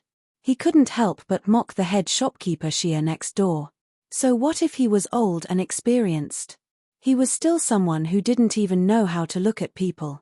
After doing business for so many years, he didn't develop a humble personality. Instead, he became even more arrogant. He really was useless. Head shopkeeper Xia was drunk at this time, and he became even more proud after drinking wine. Especially after being praised to the skies by so many people, he only felt that he was the best in the world and no one could surpass him. He didn't have the slightest bit of apprehension when he spoke. Actually, you and I aren't unkind people. I, old Xia, have never mistreated that person. In my opinion, a little girl like her should just sit there and wait to enjoy the dividends. If she treated me with courtesy, I naturally wouldn't let her fall short. But she's someone who won't walk and will fight back instead. She actually rejected me a few times these days. My posts were all rejected. It's clear that she's still putting on airs. She really doesn't know how to appreciate favors. That's right. With a woman's experience, I'm afraid that she can only see the small profits in front of her. Hasn't she thought about it? Isn't the profit or loss of her estate all dependent on your word? Me. This is me being kind. I won't do anything to her. If she continues to persist in going about things the wrong way, I'll make her lose everything. She doesn't want to see me now, but in the future, I'll make her come crying and begging me. Of course, we already know that head shopkeeper Xia is amazing. If she doesn't know how to appreciate favors, we brothers will have to wait and see you show off your skills. The banquet next door was still going on, but the topic had already moved on to other places. The men began to discuss which brothel had brought in some strange woman. It was clear that they would go and have some fun after eating and drinking to their fill. Qin Yining waved at them and got up to walk to the door. Ji Yun and the bodyguards followed closely behind. Lu Dashun and Master Zhong walked at the back in silence. When they met the waiter who was leading the way, Master Zhong and Lu Dashun whispered a few words to him. Seeing the waiter nod his head in fear and trepidation, the two of them followed Qin Yining's footsteps. When they returned to Qin Manor, Qin Yining invited Lu Dashun and Master Zhong to the front hall.